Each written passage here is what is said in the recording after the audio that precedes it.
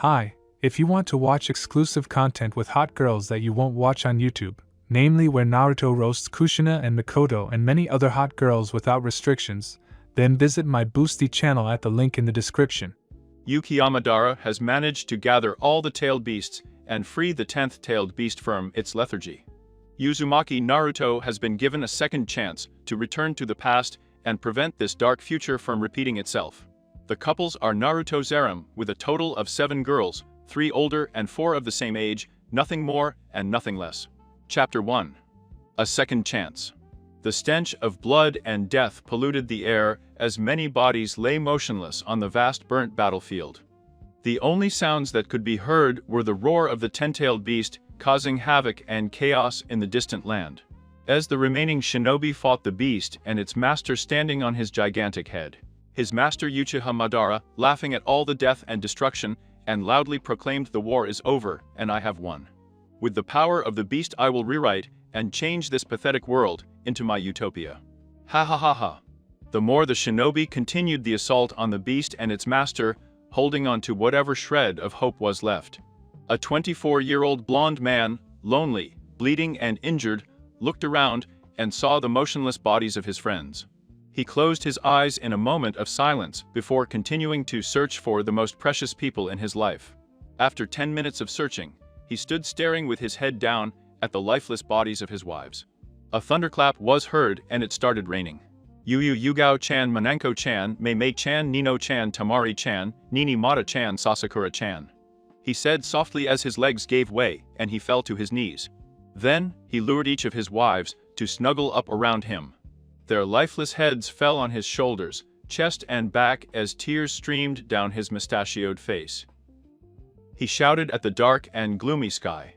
The memories of them were projected in his mind, and once the memories stopped, he felt something he hadn't felt in a long time. He was alone once again. Minutes that seemed like hours passed before I laid them down next to each other and kissed each of them on the front. "I will meet with you girls soon, I promise," he said, smiling at them. He slowly turned his head towards the large beast before pouncing on it. His mind overflowed with anger, hatred, and revenge. Just as he was about to activate his jutsu, 9 orbs of light appeared in front of him, and he abruptly stopped. Before his eyes, the 9 orbs of light took on the shape of the 9-tailed beasts. "What's the matter?" he said in an astonished voice. "I thought all of you had been sucked into the 10 tails," he said, confused. "Only our chakra has been absorbed. What you see now are our souls that have been left. Over the years, each of us has managed to develop souls that have allowed him to control the chakra he possessed," the 8-tailed ox said. "I don't care. Get out of my way," Naruto shouted. "I'm gonna kill that thing. That's almost a suicide. Now calm down and listen to me. That thing killed my family and friends. I can't calm down. Now get out of my way. The brat has never heard what I have said before. I say let him die," the 9-tailed fox sneered. "Naruto, listen to me. There's a way to fix things," the 8-tailed ox said. "Don't you want to be with your family and friends again?" "Of course I do. But they're dead, and the only way is for me to join them.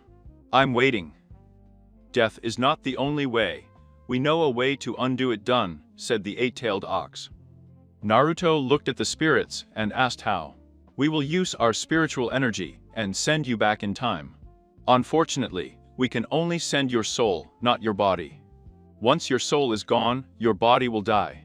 But that's useless. What can my soul do without my body?" he asked. "You will need to search for your past self and merge your soul with that of the past. What happens when I do that? It is likely that your soul overrides the previous one, since yours dominates more in will and strength, but that is uncertain.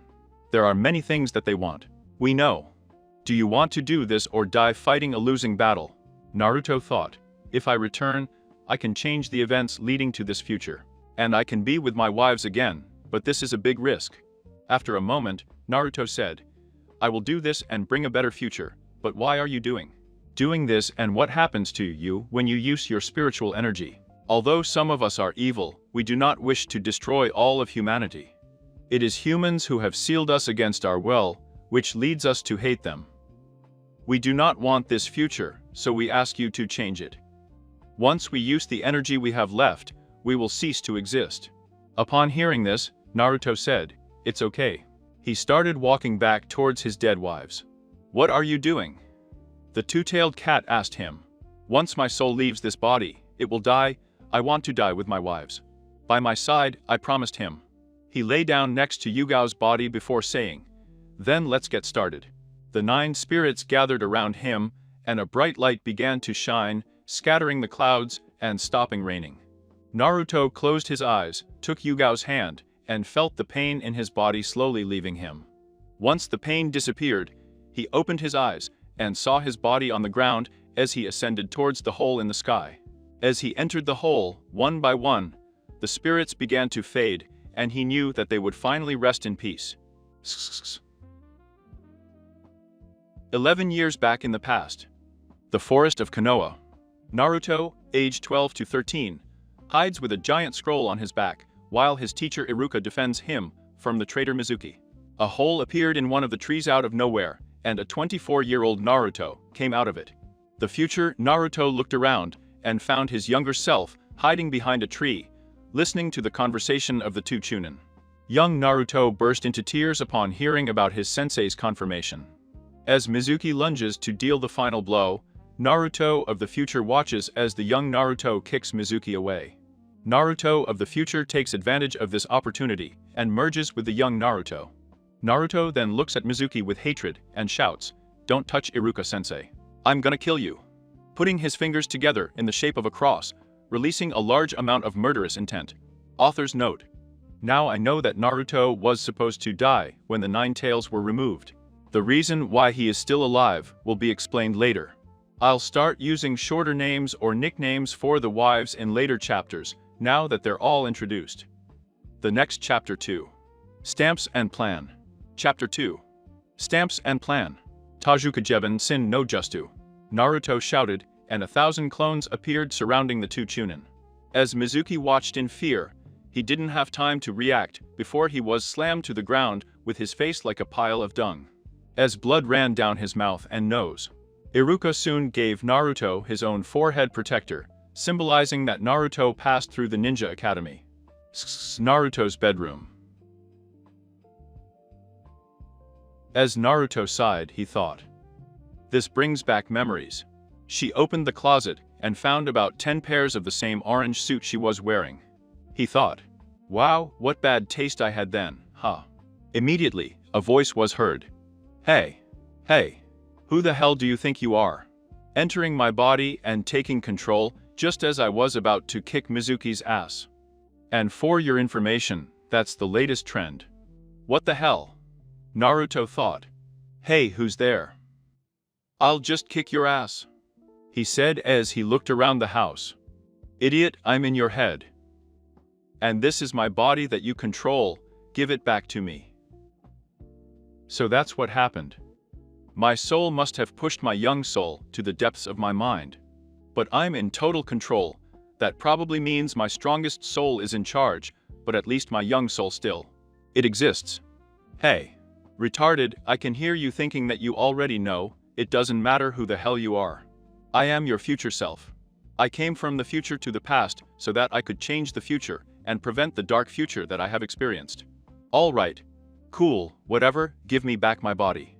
No, I can do it, and I don't think it's possible. Looks like we'll be stuck like this forever. QQQ. Isn't this interesting? An evil voice appeared. Kyubi? I almost forgot about you, wait, I'm going to come in and see you. Naruto? He closed his eyes and concentrated on his mind. Inside Naruto's mind. As Naruto was walking towards the locked Kyubi's door, he felt a powerful force pushing him against the wall. As he got up to see that he had hit him, he saw a younger young man of himself smiling at him. Not bad at all, said the young Naruto walking around and watching him. Could you stop? He's driving me crazy, even though he said it, he had a big smile on his face. Of course I look good. How else would you please 7 wives? So this is how I will see myself in the future. Oh my god. Sakura-chan will be happy, he said smiling to himself. Oh, you have no idea, kid, I really don't. She thought as she looked at him. Yes, The body on the outside should look like mine if it has been well trained, and I made sure. So, are you going to tell me what happened in the future or not? The boy asked him. Yes, I would like to know too. And how did you manage to do such a feat? Said a roguish voice. Both Naruto looked around and saw a pair of glowing red eyes behind a door. Young Naruto asked, so you're the Kyuubi? Yes, this is the Kyuubi, the strongest of the current nine-tailed beasts, Naruto replied. What do you mean by the strongest of the current nine-tailed beasts? I am and always will be the strongest beast, snarled the fox. Naruto sighed and told them about the future and the events leading up to that dark future. After finishing, the young Naruto said, What the hell? Did you become a womanizer? Shut up. I'm not a womanizer, I only have 7 wives, and they are the only ones I sleep with. He punched the boy in the head while he was screaming. And that's all you have to say after hearing about the chaos and destruction. With a face red with annoyance. With 7 girls it makes no difference, the boy muttered, rubbing his head. Naruto, ignoring the boy, turned to the fox. I came here to ask for your help. As you can see, there is a big crisis happening even as we speak. The fox thought a lot for a moment before answering. Yes, I guess I'll help you. Not that I have any other choice considering the looming threat, especially since if the Kyuubi is going to return. The fox said calmly and continued. What do you need help with? Naruto looked at the fox suspiciously before answering. Thank you, over the years, I realized the importance of stamps, and in doing so I have learned and created stamps. That will be useful to me. One of the seals allows me to take your chakra without your influence. Which means that I no longer have to fear that you will dominate me when I use your chakra. The name of the stamp is the commensalist stamp. Why did you ask my permission instead of just applying the stamp in the first case? Asked the fox. The stamp requires the permission of the host before being applied. In this case, you are the host. Although there is another seal that performs the same function, but does not require the permission of the host, called a parasite seal. The only disadvantage is that it damages the host over time. Are you threatening me? Snarled the fox. No, I'm not threatening you, I just want us to understand each other, not to mention that fact that you just talked about, Naruto said with his eyes closed. I see, very well, then you can make the stamp. Naruto nodded and performed the seal, creating a liquid bubble that enveloped the fox completely. Before transforming into a fox and joining the host. The seal is complete and will activate when I want to use your chakra. The fox nodded before saying, Now go away. I need to rest. Naruto nodded and, grabbing the young Naruto, left the fox sleeping. After getting away from the beast, Naruto warned the boy to never talk to the fox alone or get close him, and never to take the seal off the door that held him back, as it would kill them both. The boy nodded before asking, And what shall we be called? Naruto replied, I will be Naruto, and you will be Inner Naruto, or in for short. Right after he said he had a revelation. Oh, Kami. I became a Sachin. While he was thinking this, his mind got distracted. Retrospective of the future. Sakura curled up next to him, fast asleep, after a night of passionate love. Naruto was about to fall asleep when he heard Sakura laughing and saying things in her sleep. Oh, Naru Master, you are so naughty. Hehe. I wonder what kind of dream Sachin is having, he said as he watched his wife laughing in her sleep. Suddenly, with an evil smile, he had an idea. Ipshin taught me the mental techniques of the Yamanaka clan. I think I could try them here. His 2 hands formed the appropriate sign, looking at his sleeping wife, before saying Shintensen no Jutsu. As he lay back with his eyes closed. Inside Sakura's mind, Naruto walked around until he found the dream Sakura was having. His eyes widened, surprised to see Sakura dressed in a very romantic doctor's uniform. His hand on Naruto's heart from the dream, while Naruto from the dream had his on his butt. Oh my god. So Sachin likes something like that. I'm definitely going to try it with her in real life one day. He thought as he watched the dream. Suddenly, someone knocked him to the ground. He looked at the person who did it and realized it was Sakura. Sachin. He said confused. I'm not your Sachin, well not really, I'm her inner self, or you could call me Inner Sakura. She said as she liked her lips and felt her well-toned body. Naruto lowered his gaze as he felt the caresses of inner Sakura. "Oh, I'm naked." He put his hand to his face and thought, "Well, no, of course I'm naked. I transferred naked after making love." He looked at inner Sakura with a predatory smile and knew what would happen next. To think that my wife's inner mind would enrapture me, who knew? Since that day, he knew about inner Sakura's existence and swore that he would never use the Nojutsu Shintensen on Sakura ever again. Because inner Sakura was too scary, not to mention the fact that he just didn't know when to stop. End of the flashback. "Hey, why are they calling me in?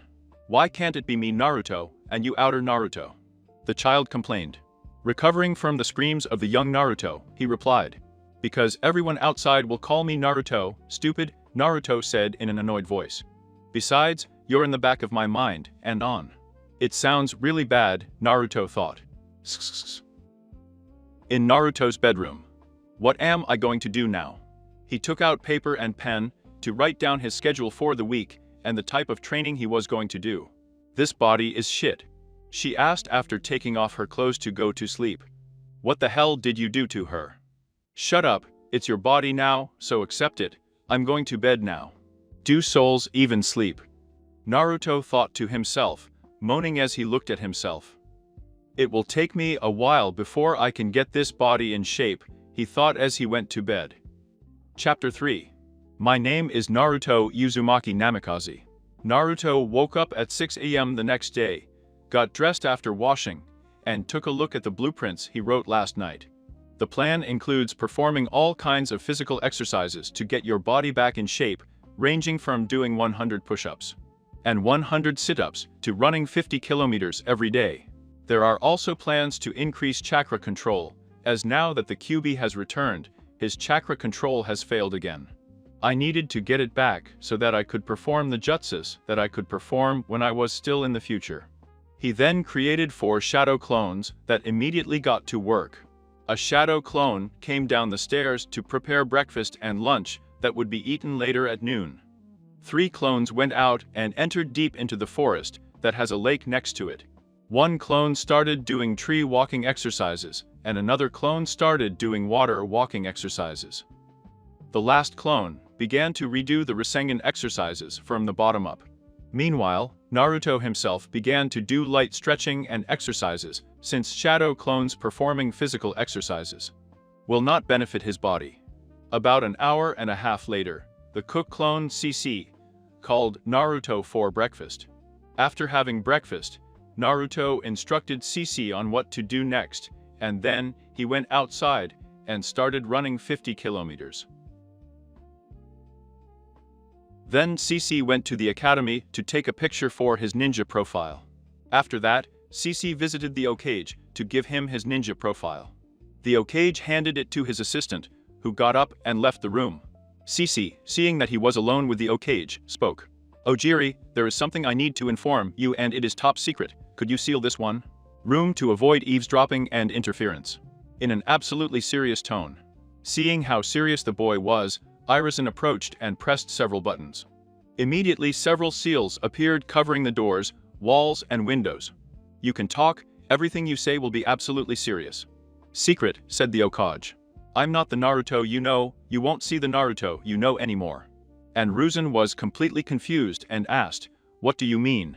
"My name is Naruto Uzumaki Namikaze. I came from the future to the past, which is now the present, to avoid the future that he experienced. Upon arrival, I merged with my younger self and took control of my younger body." After hearing this, a surprised and shocked Irison said, "This is hard to believe, but the name Namikaze is top secret. If he has taken the name, then what you say must be the truth." CC moving forward as he started to tell the Hokage about the future and the events leading up to it. He told her how Irison would die and many other things, except about Naruto's future family. "Cool, so Yuki Amadara is still alive, I never would have guessed that. And then there's Orochimaru, I should have killed him when I had the chance," he said, covering his face with his palm. "I never imagined that I would invade Konoha," sighing a little more before saying. Finally, upon learning of my future death, he could not continue. There was a moment of silence before CC spoke. "Don't worry, Ojiri, I won't let you die again. This time we have the advantage due to the knowledge of the future. Irizen looked at the boy, seeing a reassuring smile, pulled out a crib, and quickly grabbed him from behind, pointing at his neck. "You're not strong enough to say something like that." Cece replied by saying, "I'm sorry, Oji, for lying earlier, but I'm not the real Naruto Uzumaki Namikaze. I'm just a shadow clone." Hearing this, Irizen released the child and said, "Shadow clone. Where is the real you?" "My boss is currently in training to get used to the new body. Tell your boss that I want to test his strength. Once I know how strong he is, then we can plan for the future." Cece nodded and said, "Okay, but my boss will need 3 days of preparation. In 3 days, he will meet you in the forest by the lake. At 8 a.m. Irizen gestured in agreement before pressing a few buttons to release the room's seals. After the seals were removed and Cece was about to leave, Konohamaru stormed in and attacked the Okage. The clone, realizing who it was, listened, hit Konohamaru on the head, and left the room. The young man, with a surprised expression, chased the clone. It was then that Konohamaru appeared as Naruto's mentor, friend and rival. He learned the true meaning of being an Okage and the right path to follow. Finally, he learned the terrible just Suksino, which will bring his grandfather and his sensei a lot of headaches or even blood loss. Deep in the forest. After running 50 kilometers, Naruto went deep into the forest and started doing face-down crunches with his legs holding onto a tree branch. As he was doing the sit-ups, a sudden rush of information came flooding into his head, and he knew that Cece must have scattered. "So I have 3 days to prepare for a test against the old man himself, huh?" he said with a smile. "This is going to be fun. Looking forward to seeing the old man's face when he wears my justos." River. Secretly thinking about it. And then she's with Omuru. Alas, what nostalgia, he said before continuing with more sit-ups. The next day, Naruto's house.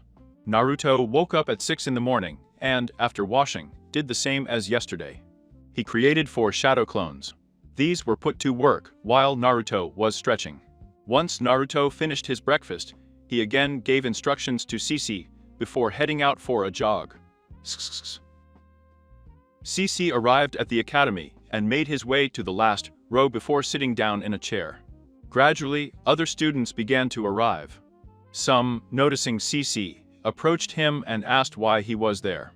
Cece replied by pointing to his forehead and told him that he had passed the academy.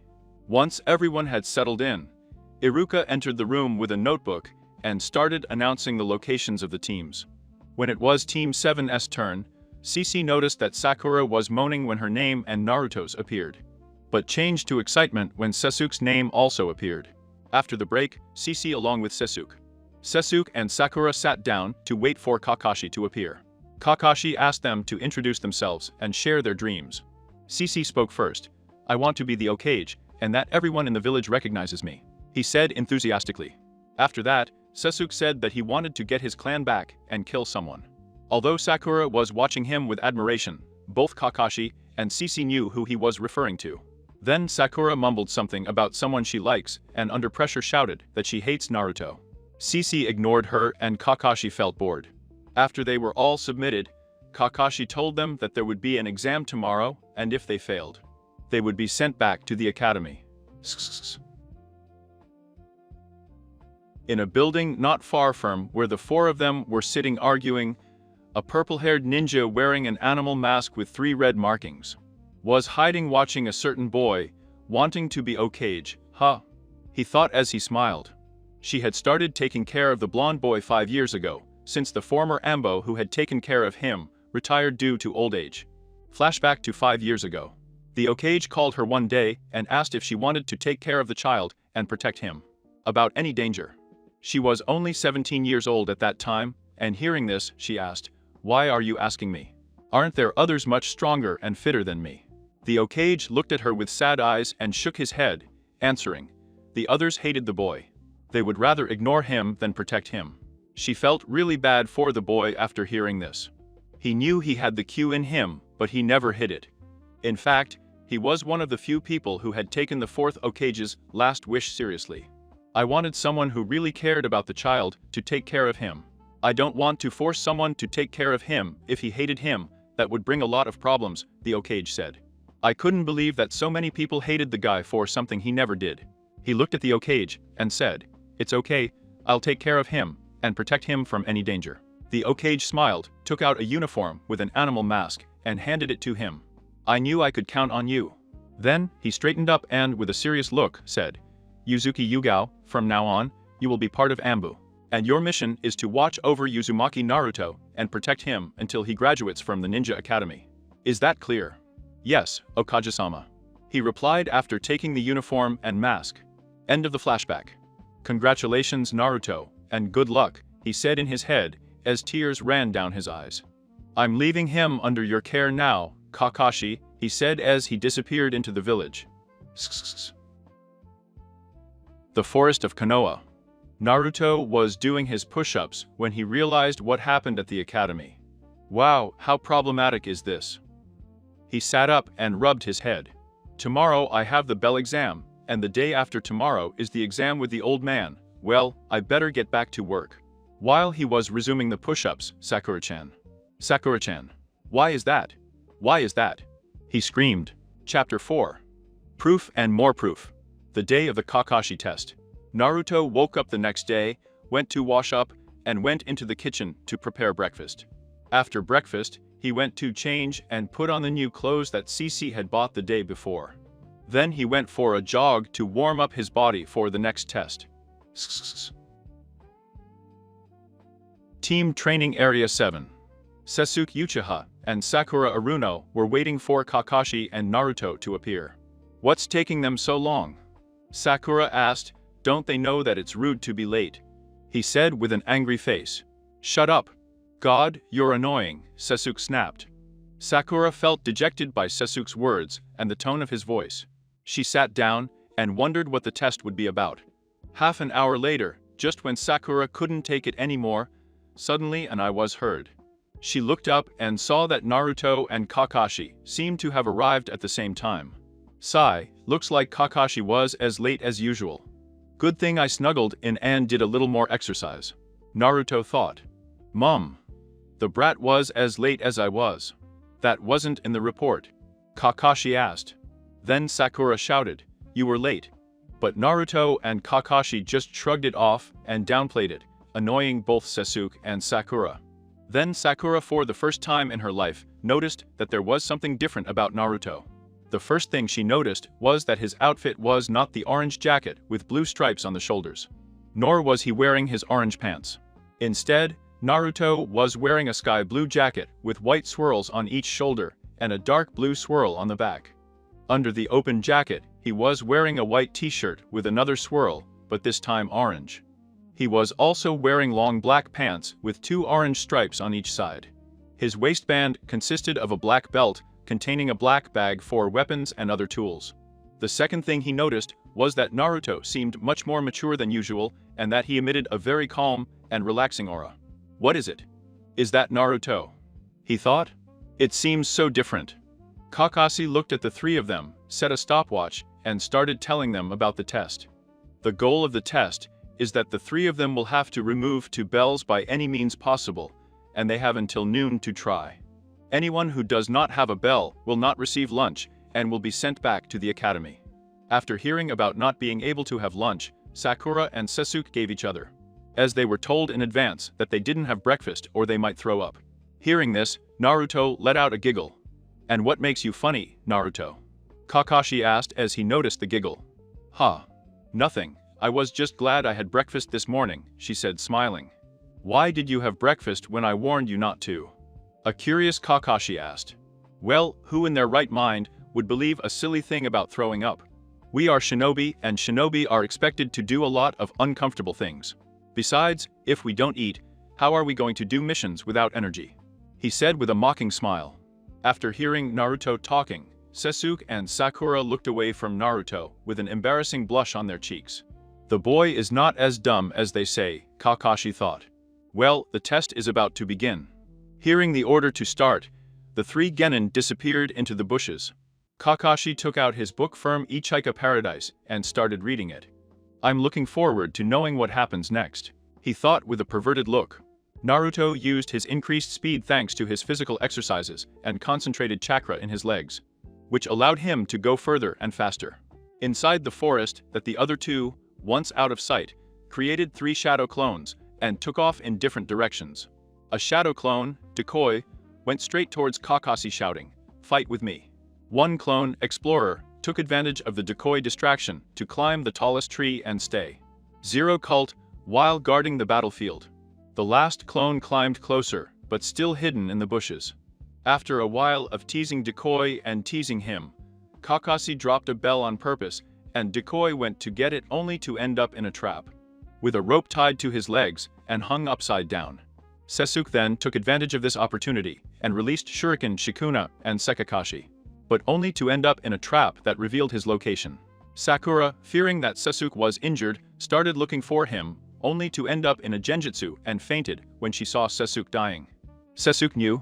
Knowing that he had nowhere to hide, he decided to directly challenge Kakashi. He started throwing shurikens and forced Kakashi into a trap with a shower of throwing knives. Kakashi dodged them, but Sasuke started attacking with his clan's taijutsu. Sasuke threw a kick at Kakashi, which was blocked, and with the other hand, Kakashi grabbed his leg. Sasuke tried to punch Kakashi in the head, but Kakashi grabbed his free hand. Quickly, Sasuke threw a Chilean towards Kakashi's head, which was blocked.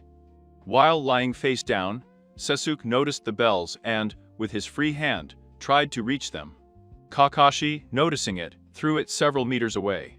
Kakashi then admitted that Sasuke was undoubtedly better than Naruto and Sakura.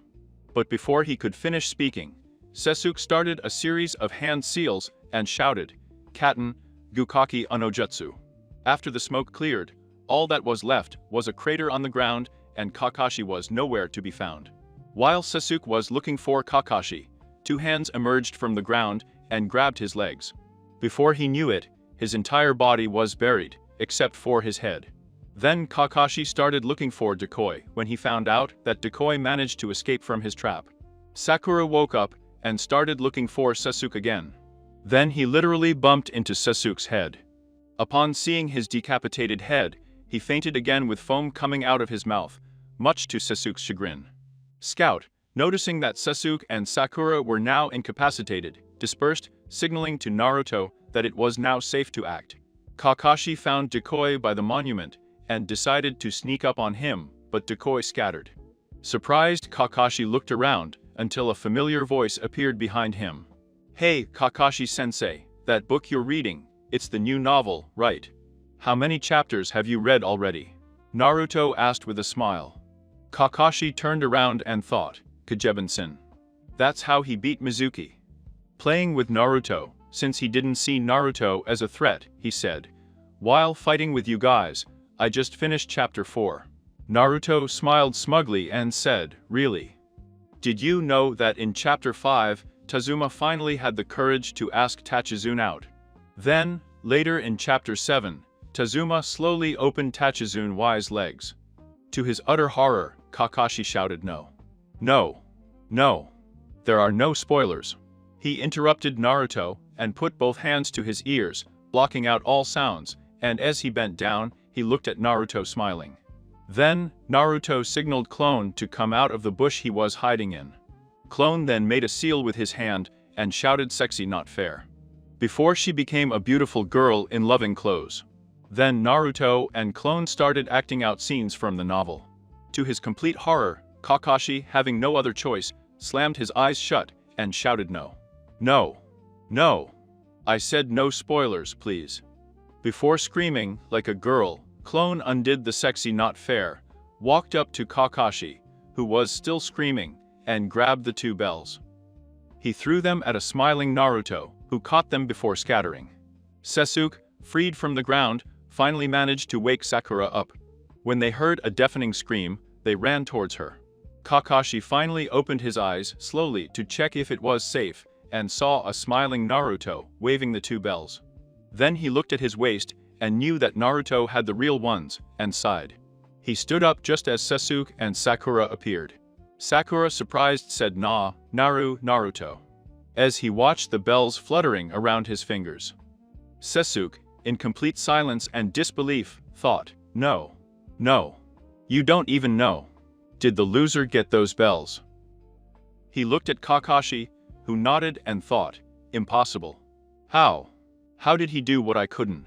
I'm supposed to be the best. Kakas, and then he said, then, Naruto, who are you going to give one of the bells to? While I was thinking, Naruto, whether you and your team pass this test is now in your hands, think wisely.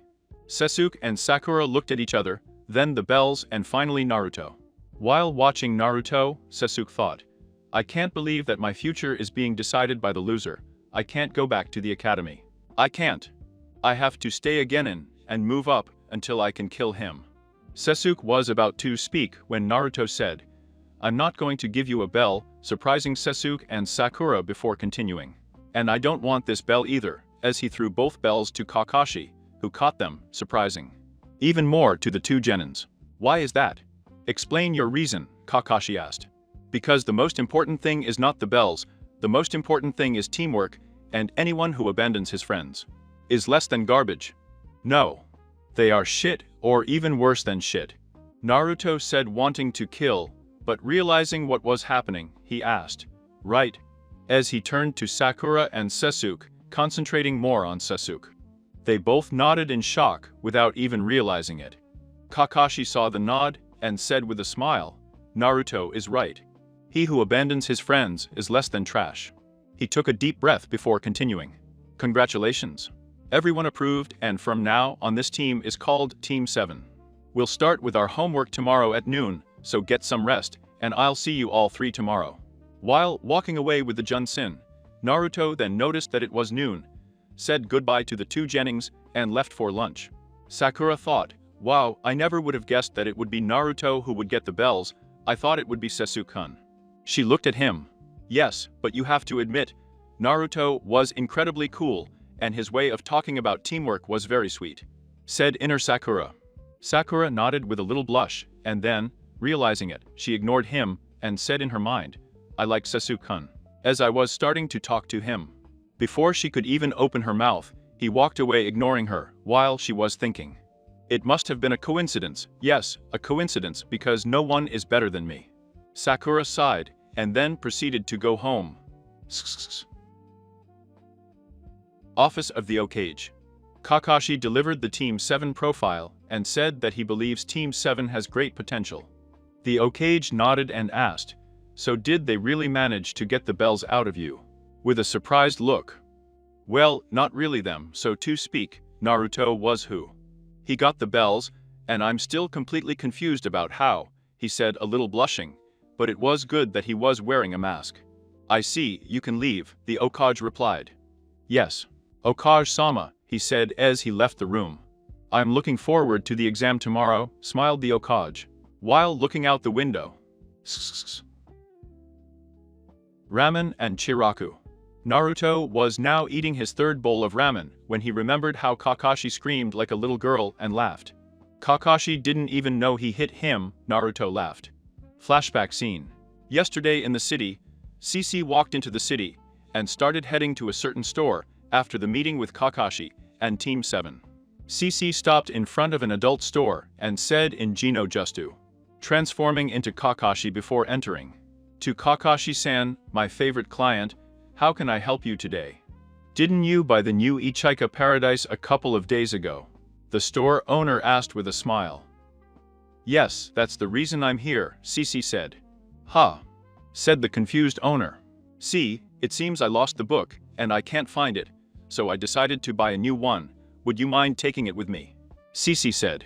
Of course, no problem, anything for my favorite customer, the owner said with a smile as he went to get the book.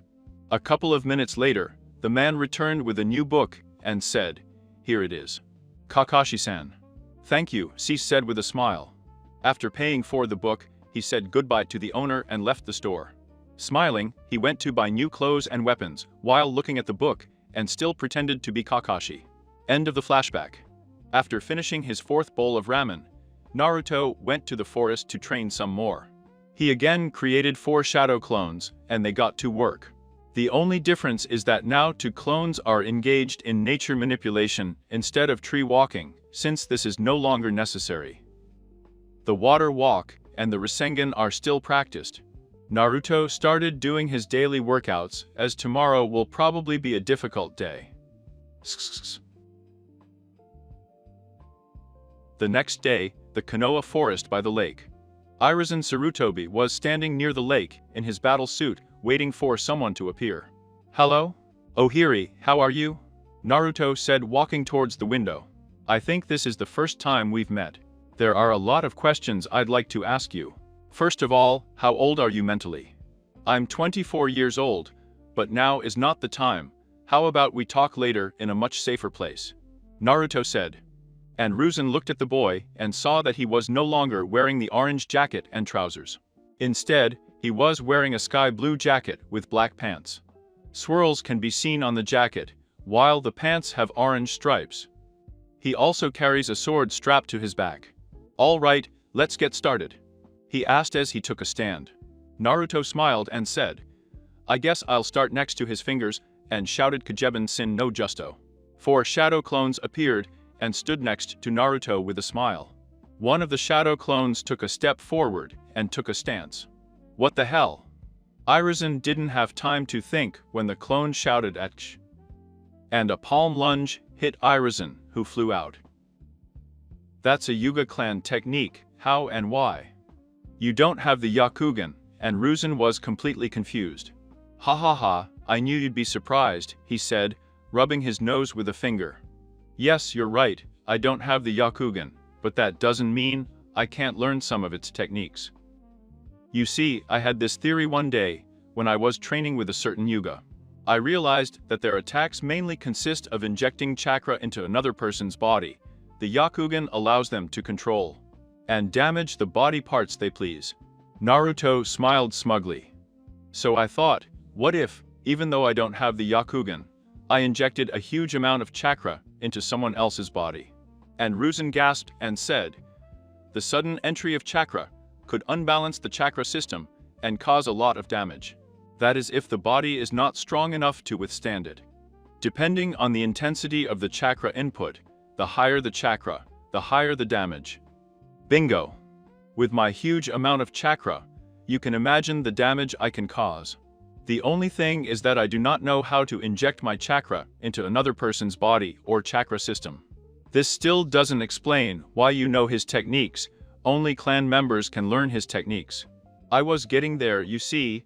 Once I had my theory, I went to one of my wives and asked her to teach me the soft fist style. "Your wife? Don't you mean?" Airazan asked, raising an eyebrow.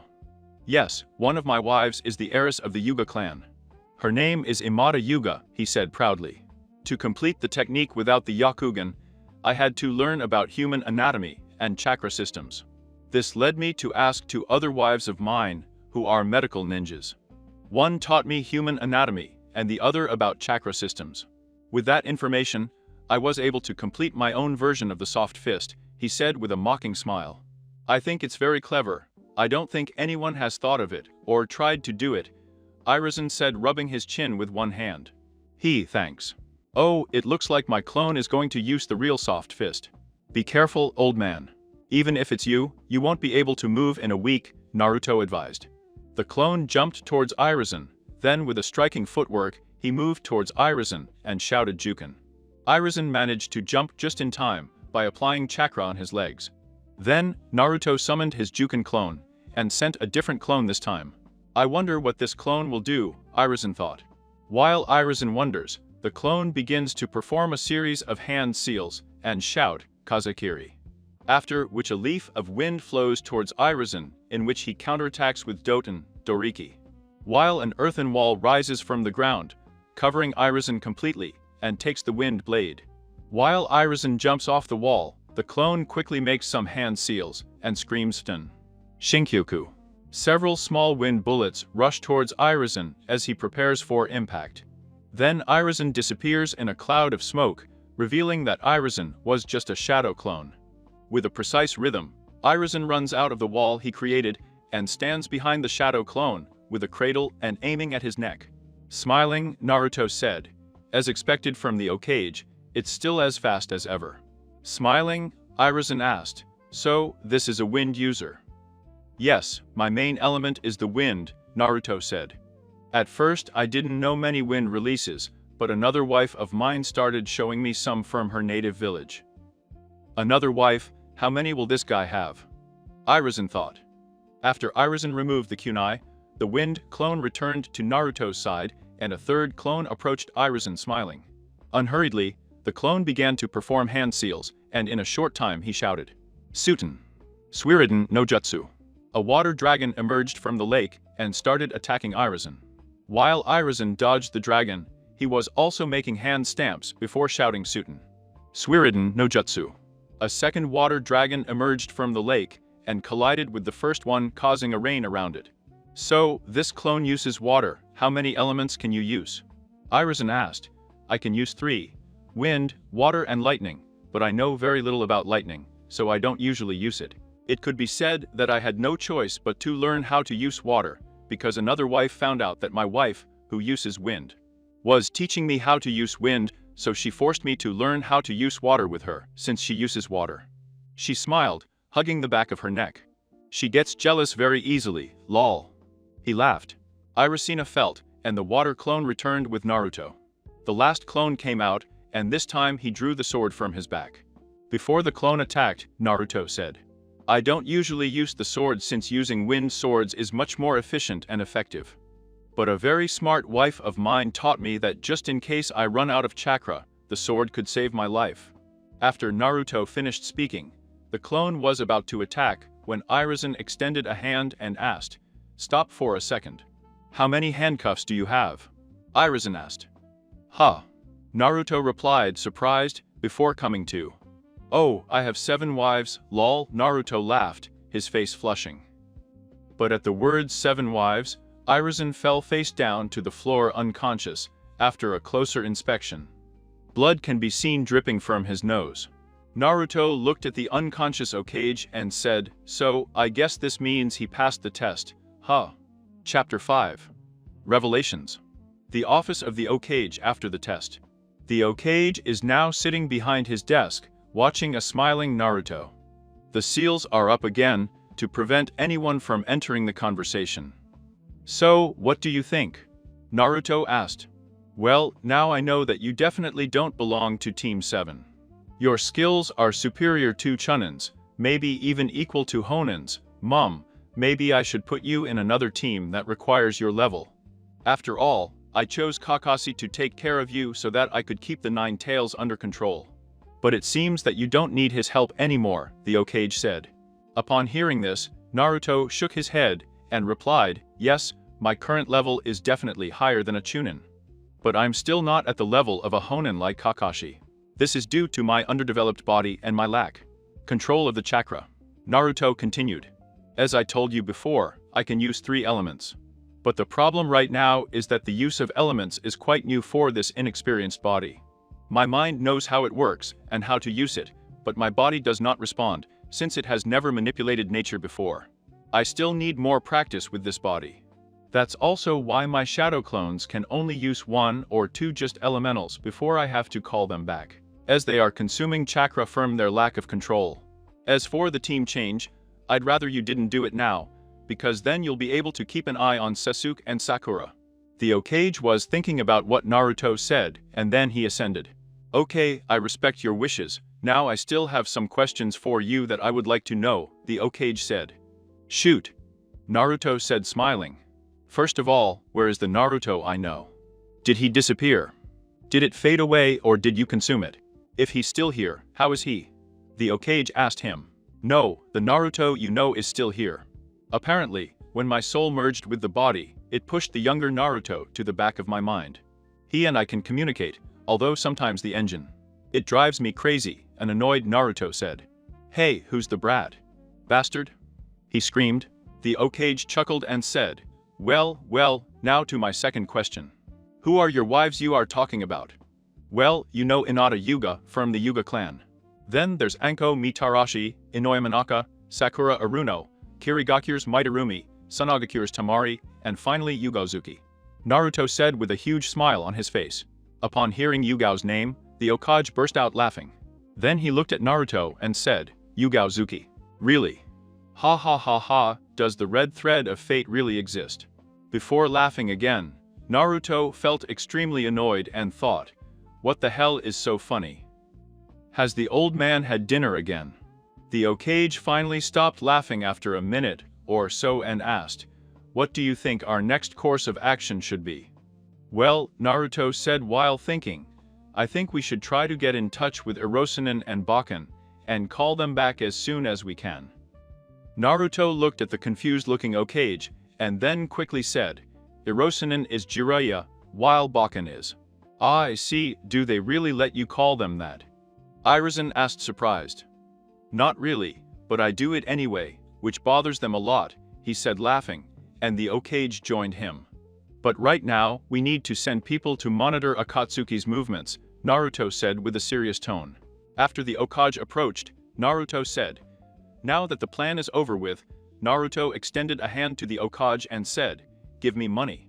The Hokage looked at Naruto with a raised eyebrow and asked him the reason. "To live, besides, I'm going to try to get my wives back, and they need a good place to live. And I'm not going to wait until I'm old enough to receive my inheritance to go after them. I can't take another second without my handcuffs by my side," Naruto said earnestly. "I can't just give you money. You're a shinobi now. You have to earn money by completing missions." The Hokage shouted and then sighed. "What do you think about this? If you manage to capture or kill rogue ninjas, the rewards will be yours. All right, now let's move on to the next topic." He paused and then shouted, "Stop spying on me from that orb of yours. You don't have to take care of me anymore." The Hokage was stunned and moving quickly. Soon noon came. Naruto said goodbye to the Hokage and left to join Team 7 in their tasks. A week later. After a week of performing D-rank missions, the Hokage called Team 7 to give them a new mission. This mission is a C-rank mission. Your job is to protect a person, in other words, a protection mission, the Hokage said. "Who is the person we are protecting, Hokage-sama?" Sakura asked.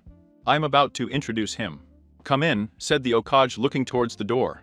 An old man holding a serving bottle enters the room, takes a sip from the bottle, and starts talking badly about the three Genings. "We will say goodbye now, Hokage-sama," Kakashi said. When everyone was about to leave, the Hokage shouted, "Naruto, I'd like to talk to you if you'd be so kind." "Everyone is free to go. Naruto will join you at the gates later."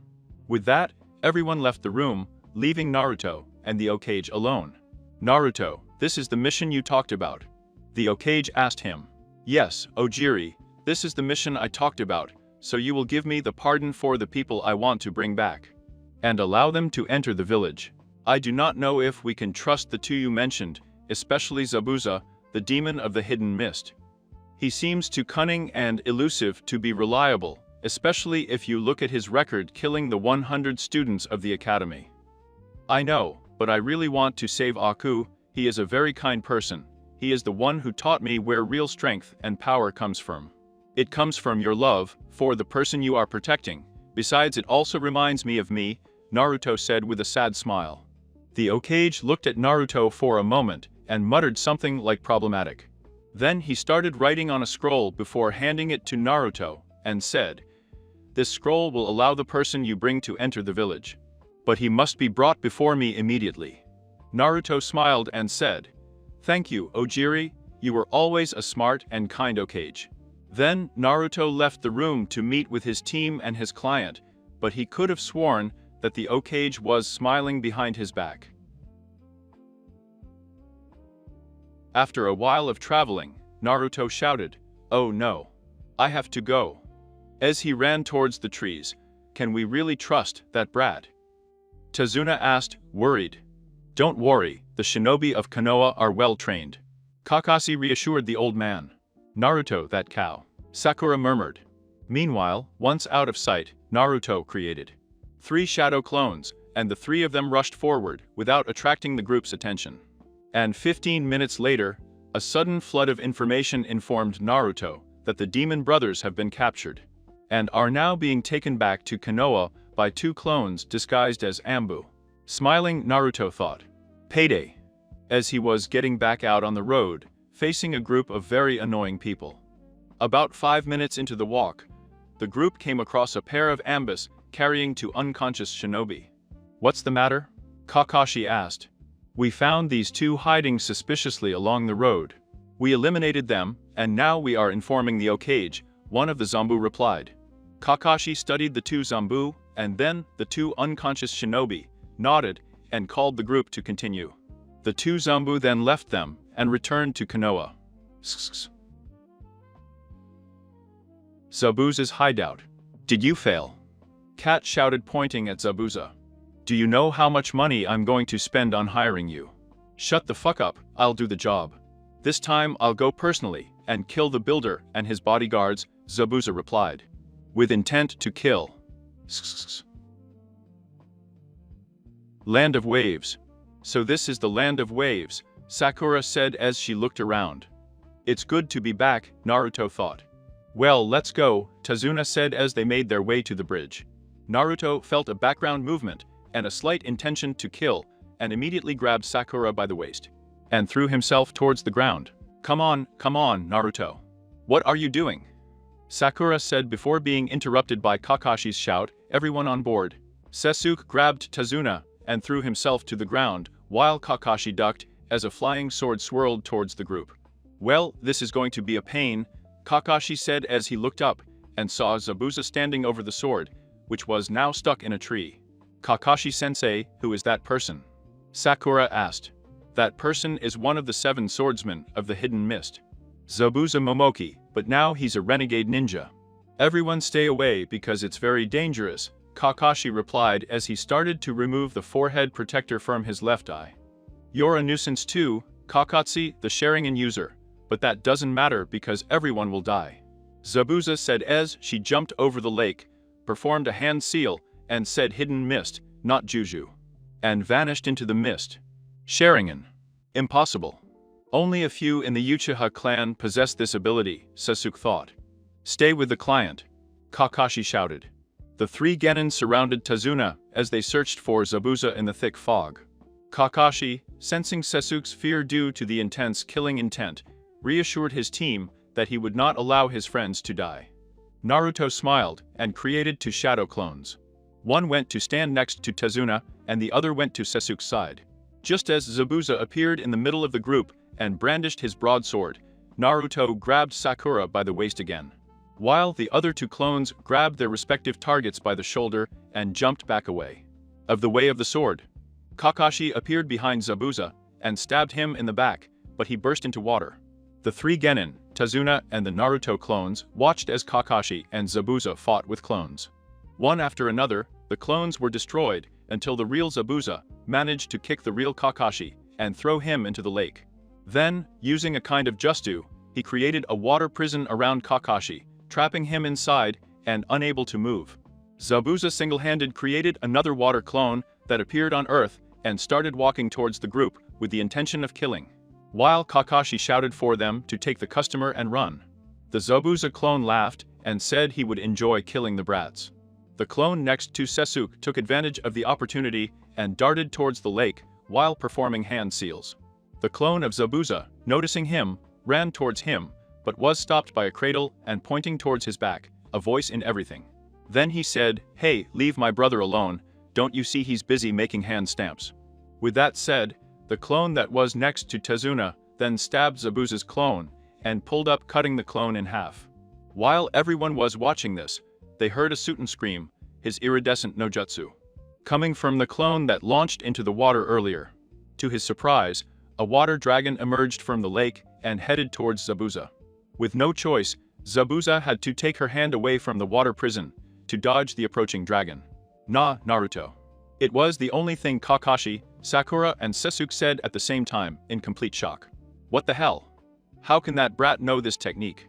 It seems that I underestimated him," Zabuza thought while making hand seals and dodging the water dragon at the same time. "Hey, Kakashi-sensei, hurry up and get this over with already." "Do you want to?" shouted the clone near the lake.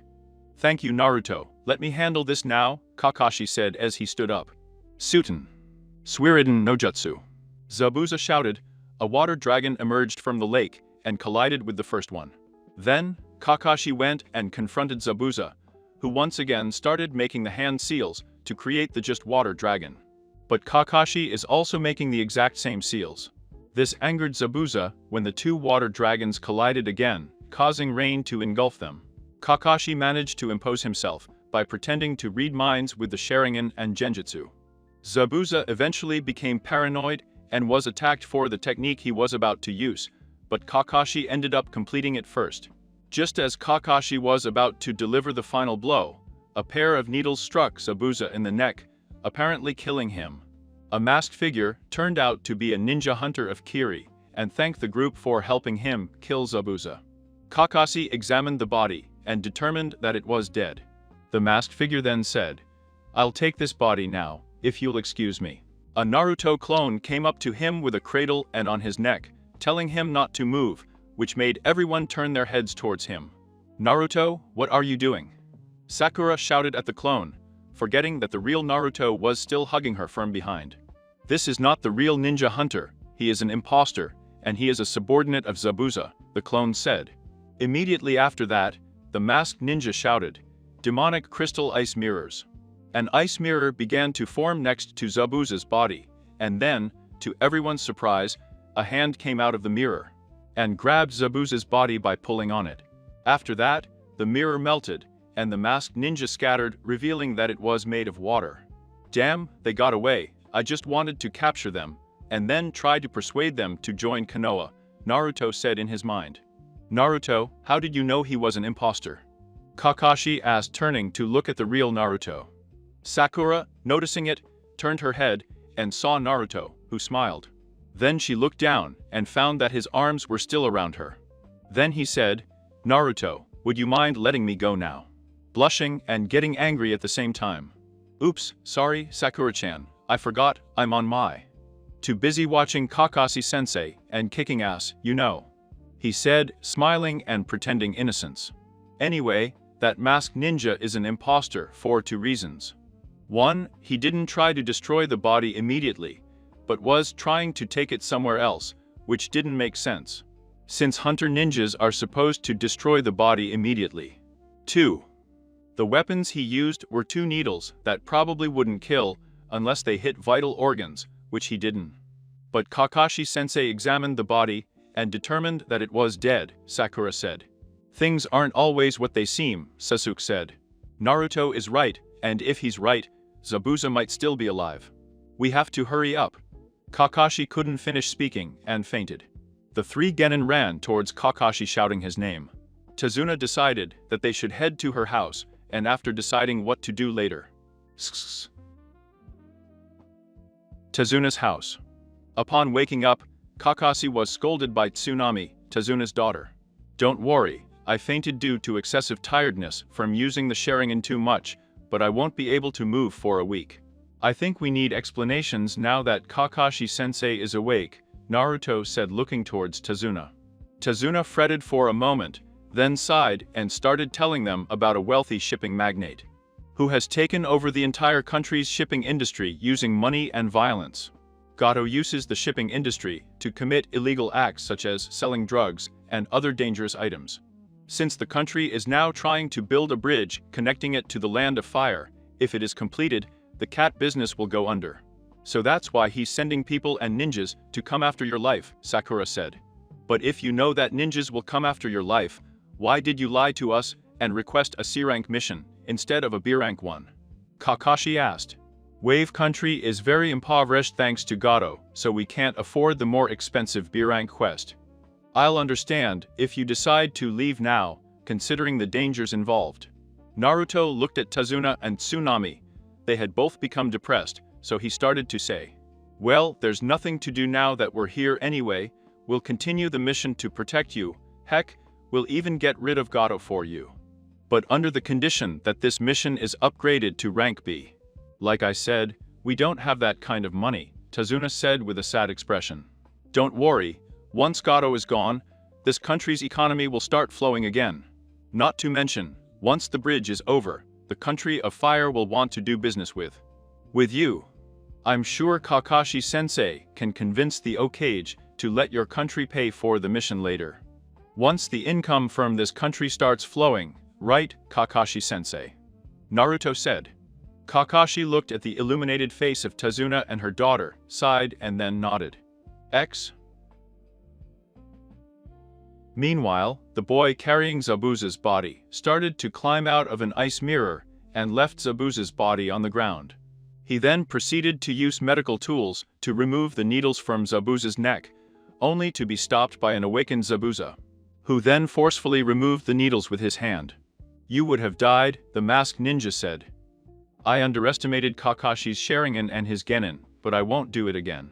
This time, I will win against the Sharingan and kill them all. Zabuza said. You won't be able to move for a week. 1 week, Kakashi. You and your team only have 1 week to live. Laughed Zabuza. Tazuna's house. Now that everything is decided, I think it's time to train them, Kakashi said. I don't think it's time to train Kakashi-sensei, Sakura said. Zabuza and his men could come at any moment. You don't have to worry about Zabuza right now. Since I determined he was dead, that means he must have been in a momentary death situation. People who have been in a momentary death situation need time to recover, so we still have time, Kakashi replied. No matter how much they train, they will all die, a little voice said. They all turned around and saw a child staring at them. No one can beat Gato. The boy then welcomed his grandfather and returned to his room. What was all that about? Since he called you grandpa, I guess it means he's your grandson, Sakura asked. Tazuna nodded and told them that her grandson's name was Inari. He began to tell them about the village's past, about his stepfather and how he gave hope to the village before he was killed by Cat. After his death, Inari and the villagers changed and lost all hope and courage to face Gato and his men. Then Naruto got up and started heading towards the door. Naruto, where are you going? Sakura asked. Well, if we're going to save this cat town and beat Zabuza, we'd better start training right now. I'll prove to that kid that real heroes still exist. Naruto said. The others looked at each other, smiled and followed Naruto into the forest. In the forest, Kakashi began to explain the chakra, its uses, and the importance of controlling it. Then, he showed the training they were about to perform, climbing trees. After finishing, Naruto said, Kakashi-sensei, on second thought, I think I'll explore the city some more and do some personal training. No, Naruto, chakra control is very important, unless you can climb that tree, Kakashi said pointing to the tallest tree. Then they will be climbing trees all this week. Then he turned to the other two and said start. Sakura managed to climb a very tall tree and sat waiting on a branch of the tree, while Sasuke had difficulty with exercise. Alright Sakura, your chakra control is one of the best I've ever seen. Sasuke, you still need to improve it. Where did Naruto go? He said as he looked around. Kakashi-sensei, I'm up here. Naruto said. Everyone looked up and found Naruto standing at the top of the tallest tree that Kakashi had pointed out a few moments ago. Now I can explore the village and train a little. Sakura was impressed that Naruto could climb so high, while Sasuke was furious. Kakashi, on the other hand, was surprised to see Naruto at the top of the tree, but then nodded. Naruto went to the village thinking, I've mastered tree climbing, now I just need to practice a little more on the water. It shouldn't take long, but the Rasengan will need an extra week, and nature manipulation still requires more practice. Chapter 6. Offer and Result. Throughout the week, Naruto devoted himself to his own training, while Kakashi worked with Sasuke climbing trees. Sakura was also exempt from climbing trees, but instead she was put on guard following Tazuna. Day 6 of training. Aku should be around. Naruto thought as he looked around the forest. Seeing Aku, he slowly approached the girl-like boy. Hi, my name is Naruto Uzumaki, do you have time? I would like to talk to you, I know who you are and that Zabuza is still alive.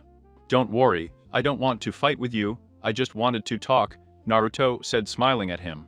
Aku was taken by surprise, but then he approached and followed Naruto deeper into the forest, where they were sure they were alone.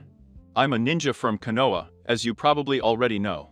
I've come with an offer for you and your partner. If they surrender to us now, they are guaranteed a home in Konoha. They will be freed from the persecution of real hunting ninjas. I know they are a kind person, and I don't want them to die. If they continue to do what they do, death will be the only way for both of them. Do you want to see your loved one die? Naruto asked. Aku was silent as he took in everything Naruto was saying. After a while, he replied, I'll have to talk to Zabuza-san about it. What he decides will be what I choose.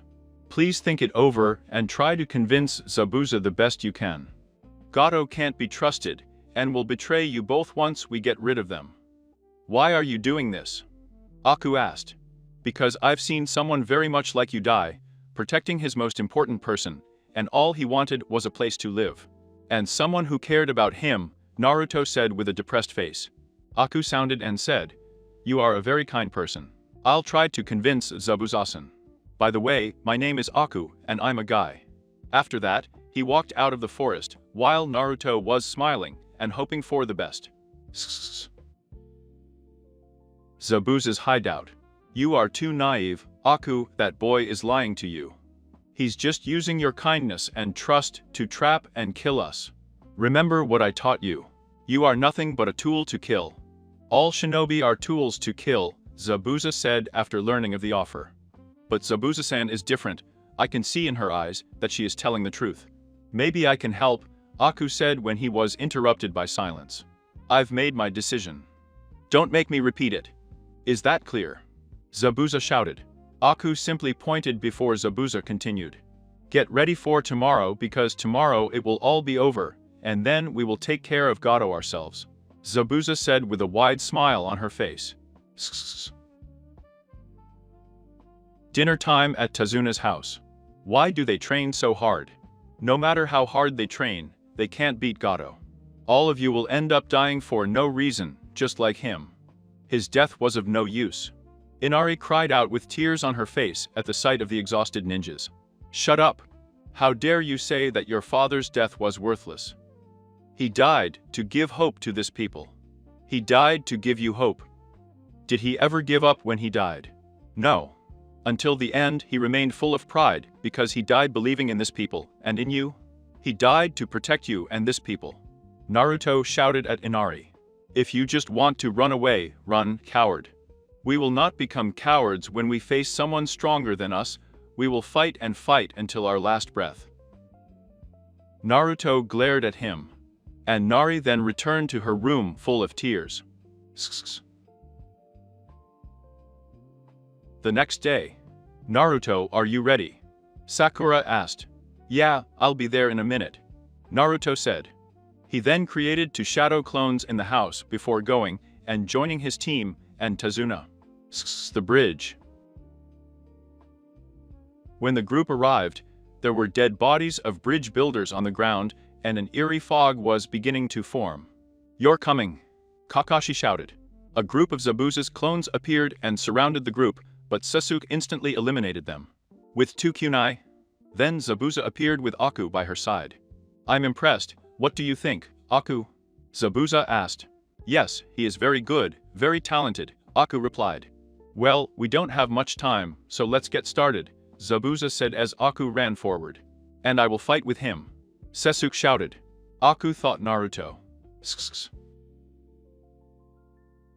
Meanwhile, Tazuna's house is heard the noise of wood falling to the ground, and when Tsunami went to look, he saw 2 men carrying swords. Entering the house through the hole they made. Tsunami screamed, which alerted Inari, who came running. The 2 samurai threatened to kill Inari, but Tsunami stopped them, threatening to commit suicide if they hurt her. Tsunami was soon captured, while Inari was shaking with fear and crying. And Nari then remembered Naruto and his father's words about courage and fighting to protect him. He then ran outside and shouted at the samurai to let go of his mother, but was saved a few seconds before being cut to pieces by a Naruto clone. Well done, kid. You're finally becoming a man. Thanks to your distraction, I managed to get your mom away from them, a smiling clone said. Naruto. I thought you went with the group to the bridge. Inari asked. I did, But then I created clones using girl arts so that they would stay in the house in case something like that happened. The Naruto clone replied. Now sit down and let us handle it. Well, if he's not the loser ninja, did you come back only to be sent to hell? Said one of the samurai. No, not really. I'm just here to do this to you, said a second clone, who appeared behind his double-palmed juken back. With that, the two samurai knelt forward unconscious, then tied the samurai up. I'll let the boss know while you stay here and continue to protect them, one of the clones said, and then dispersed. I'm going to the village to encourage people to fight cat. Inari said. You can take care of mom for me. No problem, kid. Do what you have to do, and I'll make sure your mom is safe and sound, a smiling clone said, as he watched Inari run towards the city yelling at people. The bridge. Sasuke and Aku's fight had already started, while Kakashi was being challenged by Zabuza. Naruto decided to stay with Sakura and Tazuna and see how things turned out. When Sasuke started to gain an advantage due to the tree climbing exercise, Aku activated his bloodline limit and instantly reversed the situation. Meanwhile, Kakashi was stabbed by Zabuza, and his Sharingan was rendered useless due to the thick fog. Zabuza vanished into the fog once more. Kakashi then realized that Zabuza's new targets were Naruto, Sakura, and Tazuna. Zabuza appeared behind Tazuna and was about to attack, but Naruto instantly pushed him away with his chakra kick. Don't come any closer or you'll regret it, Naruto said, furious. Kakashi appeared a second later, only to see Zabuza flying away. Shit! What a powerful kick! I think you have some broken ribs, Zabuza thought as she coughed up blood. Kakashi then went to look for Zabuza, thinking that now was the time to end this battle. Meanwhile, Sasuke was slowly weakening from Aku's attacks, and just as he was about to surrender, he remembered his clan's massacre, and activated the Sharingan, which finally allowed him to see some of Aku's movements. But although he could see, he was too slow to react, not to mention his already exhausted body. Then, he let out a scream, before collapsing from a hail of needles that hit him in the back. Naruto, hearing the scream, ran to where Sasuke and Aku were. Then he saw Sasuke collapsed, but he knew that he was alive because of Aku's personality, which was unwilling to kill innocents. Aku! Is this your answer? Naruto shouted at the mirrors. I'm sorry Naruto-kun, but Zabuza-san has rejected your proposal, and I will follow him wherever he wants, Aku said. Invocation Technique. Liberation of the Earth. Tracking Fang Technique. Kakashi said after unrolling a scroll and smearing his blood on it. He then performed the necessary hand seals before slamming the scroll to the floor. It's no use, Kakashi. Whatever you do is useless, you can't find me, but I can find you. Zabuza said in the background. Then, from the ground, a pack of dogs appeared and grabbed Zabuza, leaving him motionless, startling him. These hunting dogs have an exceptional sense of smell. My blood is all over their weapons when they attacked me earlier, Kakashi said. Now I think it's time to end this. Kakashi started making hand seals, and a blue chakra ball was formed on his palm. When he finished the jutsu, Lightning Edge shouted. Zabuza. Coward. Selfish castle. Why would you try to take down someone who would anything for you? Why would you sacrifice someone who is willing to use his own life just to protect your useless prick? All Aku wants is to be loved. All he wants is a home. But you are willing to discard it as a tool. He loves you. He really loves you. Bastard. Naruto shouted. Naruto-kun said Aku but instantly felt a disturbance and ran towards the fountain. Naruto also felt the disturbance and ran to the fountain. When Kakashi raised his hand and began to push, Aku appeared in front of the immobilized Zabuza, protecting him from the attack. Just before Kakashi hit Aku, another body appeared in front of Aku and pushed him. Kakashi's hand pierced through the person's body. When Aku looked up, what he saw was Zabuza, with an arm going through the lower right part of his chest. Then Naruto appeared and saw that Kakashi, instead of piercing Aku's heart, had pierced Zabuza, but not through the heart. Zabuza-san, why? Aku said, surprised and confused, with tears in his eyes. Silly boy, that body you were, protecting. It was just a water clone, Zabuza said, now coughing up blood. Then the water clone scattered into a puddle of water, and the dogs disappeared in a cloud of smoke. Kakashi, seeing what was happening, carefully withdrew his arm, then placed Zabuza carefully on the ground, and watched how Zabuza was talking to Aku, who was crying now. Even so. Why is that? Why did you save me? I was supposed to die. I was not your tool. Aku shouted. You know, a moment ago I wouldn't have, done what I did, but after hearing, what that loudmouth shouted. My body just moved on its own. Coughed up some more blood, and then continued to think, that I, the demon Zabuza, would do something like that, it would just make people laugh. Ha ha ha, Please stop talking, please, Zabuza-san, scream. Aku. No. I have some things to say earlier, I'm running out of time, he took a deep breath before continuing. I'm sorry, Aku, I can't give you one, good life, don't be sad, boy, and don't look for revenge, You and I know which one it is.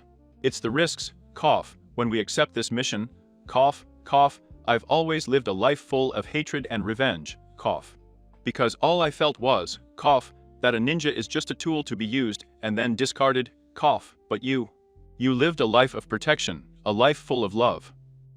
A much better life, he breathed again and said, promise me that you will live a good, life. Then, raising an arm, he signaled Naruto to come closer, which Naruto did and knelt down next to Aku. Then he said, that offer, is still available. After feeling, Naruto continued. Then take Aku with you, now I give him to you, promise me that you will take care of him, swear to me. I swear I will take care of Aku, he won't be alone anymore, he will be like a brother to me, Naruto said softly. Ha ha ha, you know what? This is probably it. The first time in my life that, I am happy, I died protecting the one who is precious to me. His arm fell to the ground, indicating that he was no longer in this world. Naruto and Yaku's heads bowed silently, while everyone else stood there with a sad expression on their faces. The silence was short-lived, but an evil voice echoed across the bridge. Hey, now that most of them are injured, this makes things a lot easier, Gato said. Oh, what? What is this? Zabuza, that scumbag, has finally kicked the bucket. Hey, what a relief. Anyway, I was never going to pay him or his goons, I was just planning to use him to weaken them, ninjas. And then kill them all with the men behind me. Cat laughed out loud and continued. And he calls himself the devil of the fog, what a joke. Enough talking, let the men kill them, let them kill them all. Ha ha ha ha. I want to cut myself some ninja meat, said one of the cat baddies. Ha.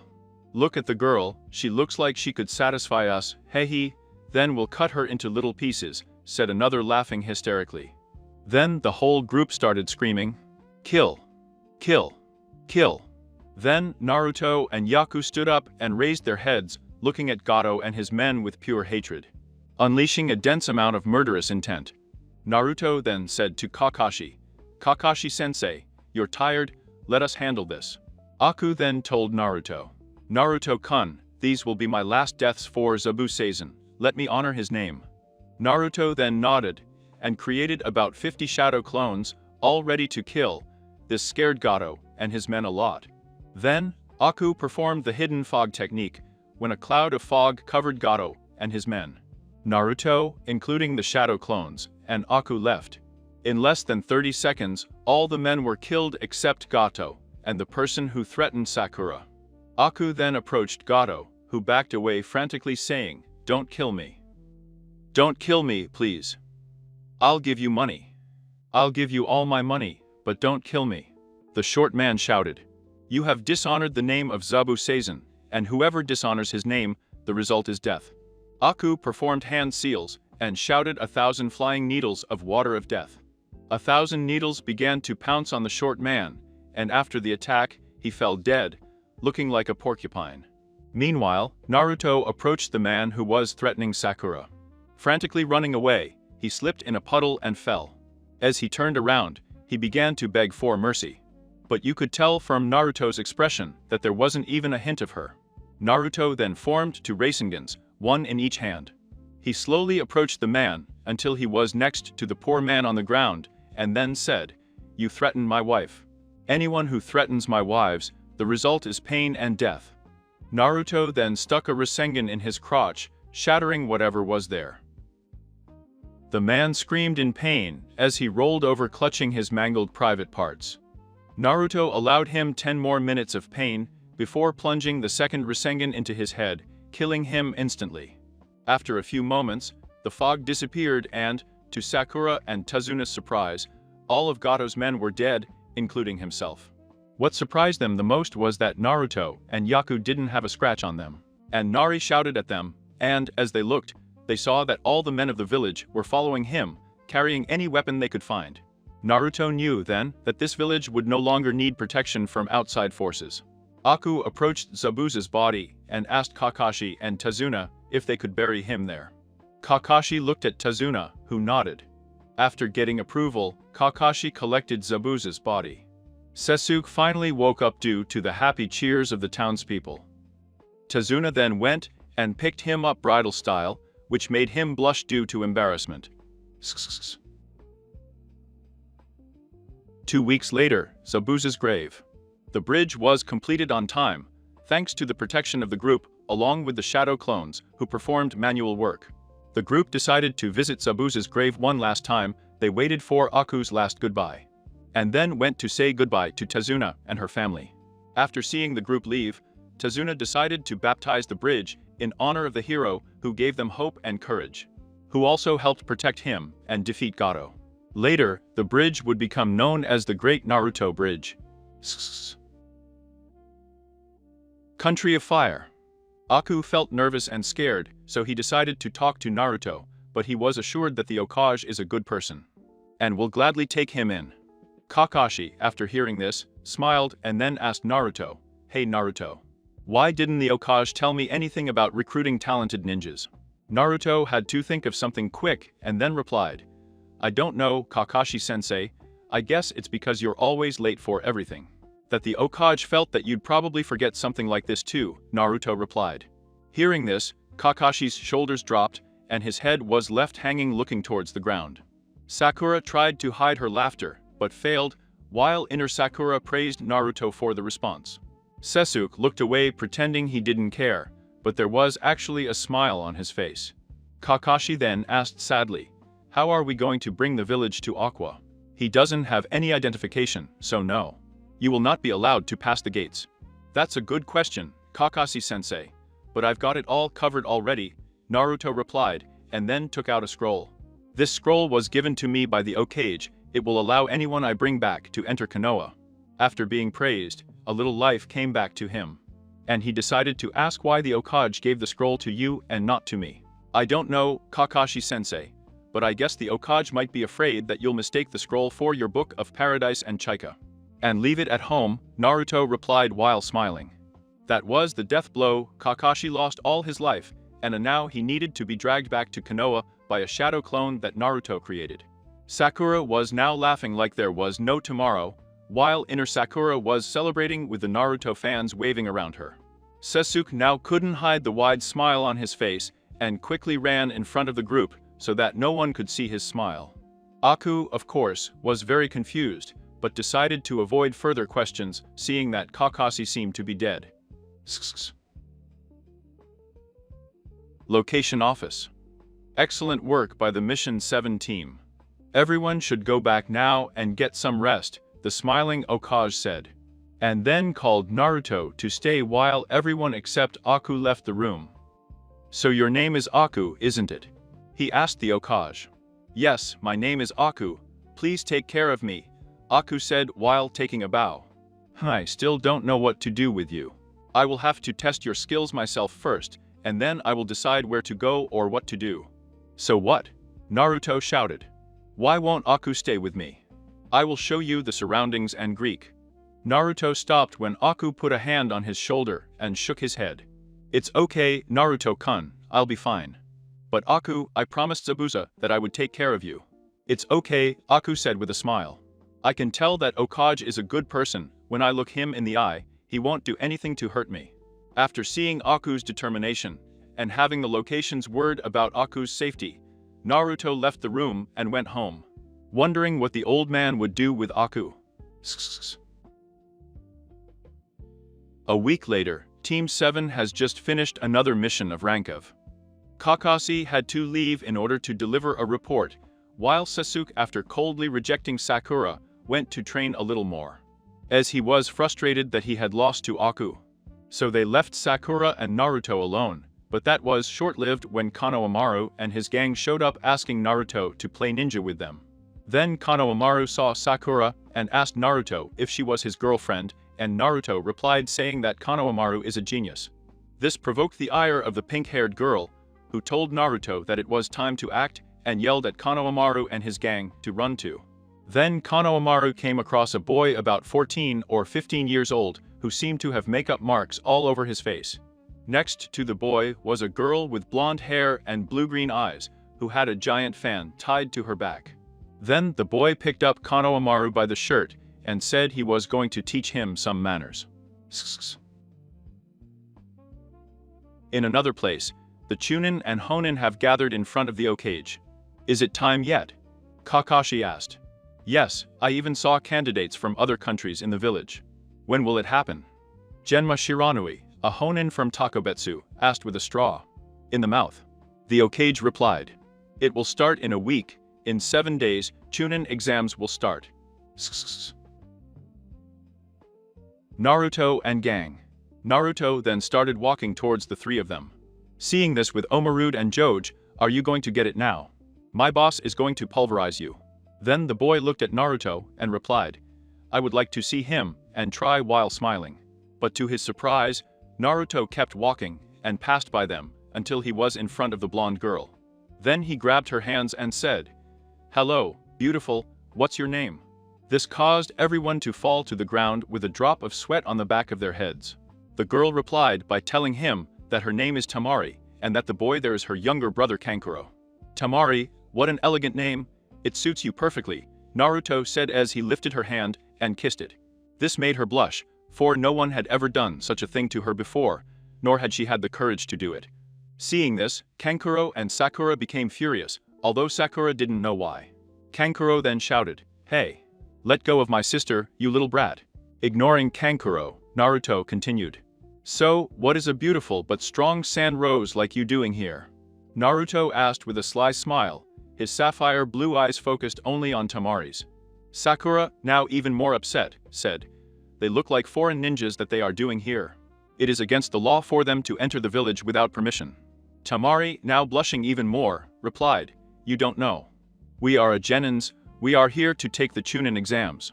Kankuro, now furious, raised a fist and was about to punch Naruto when a rock flew towards him and hit him in the arm. Everyone, except Naruto and Tamari, was searched for the fountain and found Sasuke throwing another stone up and down while sitting on a tree branch. You may be invited, but we do not tolerate violence towards our people, Sasuke snapped. Sakura and Moji shouted, Sasuke-kun is so cool. Kankuro now took off the school thing. And it looked like he was going to fight, but before he could do anything else, a voice appeared behind Sasuke. Kankuro, stop, you are an embarrassment to our village. This surprised Sasuke and Sakura as the red-haired boy appeared out of nowhere. Kankuro was literally scared and tried to save the situation.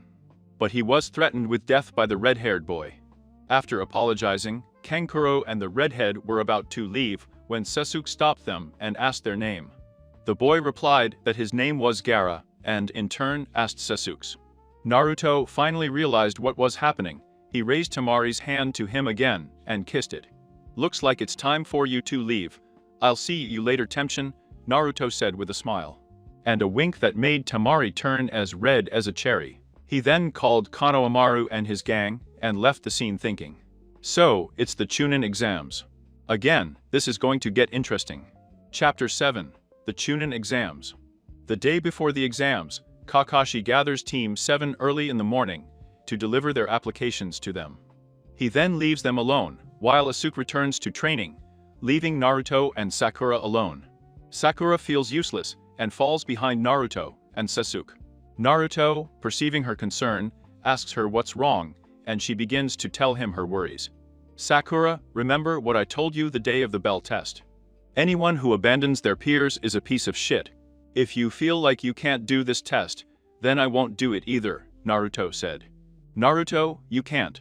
What about your dream of becoming Hokage? Sakura asked. Yes, my dream is important, but if I were to compare my dream with you, then you would be more important, Naruto said. His eyes were now looking at Sakura with great intensity. Sakura's heart started beating like crazy, and her face started burning. QQ, what should I do? Sakura thought. I think Naruto just confessed to me. And what do you think? Kiss him, and don't tell me you haven't noticed how good he looks in that new outfit. He said inner Sakura. She has also stopped criticizing him every time he does something to you, like that time he was hugging you from behind. Call us. Sakura thought, but now that she thinks about it, it's true, and she also remembers how amazing she felt when he hugged her. Naruto, I'm just a useless ninja. All those missions were completed thanks to you and Sasuke-kun, now with the Chunin exams. I'm afraid without you two it never got to finish because Naruto pulled her to kiss her. Shit. Wow. It feels so good. He said and Bara, Naruto. What am I going to do? What's wrong with me tongue to tongue? But that was the last thing he thought. 5 minutes later, they separated to get some Sakura air. I never want to hear you say that you are useless again. For me, you are one of the 8 best female ninja in the world, a very serious Naruto said. Then it rang. Don't worry about the exams, Chunin. You'll do fine, just have more confidence in yourself. After all, you have the best chakra control of the 3, and the best general knowledge when it comes to genjutsu. Not to mention the fact that you are very intelligent, Naruto said with a wink. Sakura's face was crimson red now, she only managed to nod, but when Naruto looked like he was about to leave, she immediately took his hand and said, "Don't leave." Naruto felt Sakura's hand and then turned around and hugged her. I missed you so much, Naruto whispered now with tears in his eyes. Naruto, did you say something to yourself? Sakura asked now, stroking the back of his head. Huh. Oh, nothing. I said I love you very much, Naruto said smiling, and then released her. Sakura, seeing Naruto with tears in his eyes, made her heart hurt. He loves me, he really loves me. Sakura thought now, also with tears in her eyes. Naruto, seeing her crying, kissed her again, and then said, Don't worry, Sakura, I'm not going anywhere soon. I promise I'll protect you until the day I die. Do you promise? Sakura asked, looking Naruto in the eyes. I promise, Naruto said with a smile. Then he took her face with his hand and wiped her tears with his thumb. Now cheer up, and I'll see you tomorrow, okay? Sakura ascended, and just as Naruto was about to jump, she grabbed him again and kissed him, and then ran off, leaving behind a bewildered but happy Naruto. The day of the Chunin exams. Hi Sakura-chan. Hi Sasuke, Naruto said when he went to meet Sakura and Sasuke. Hi Naruto-kun, Sakura said as she blushed. Sakura seems strange today, Sasuke thought. When they entered the building, there was a big commotion.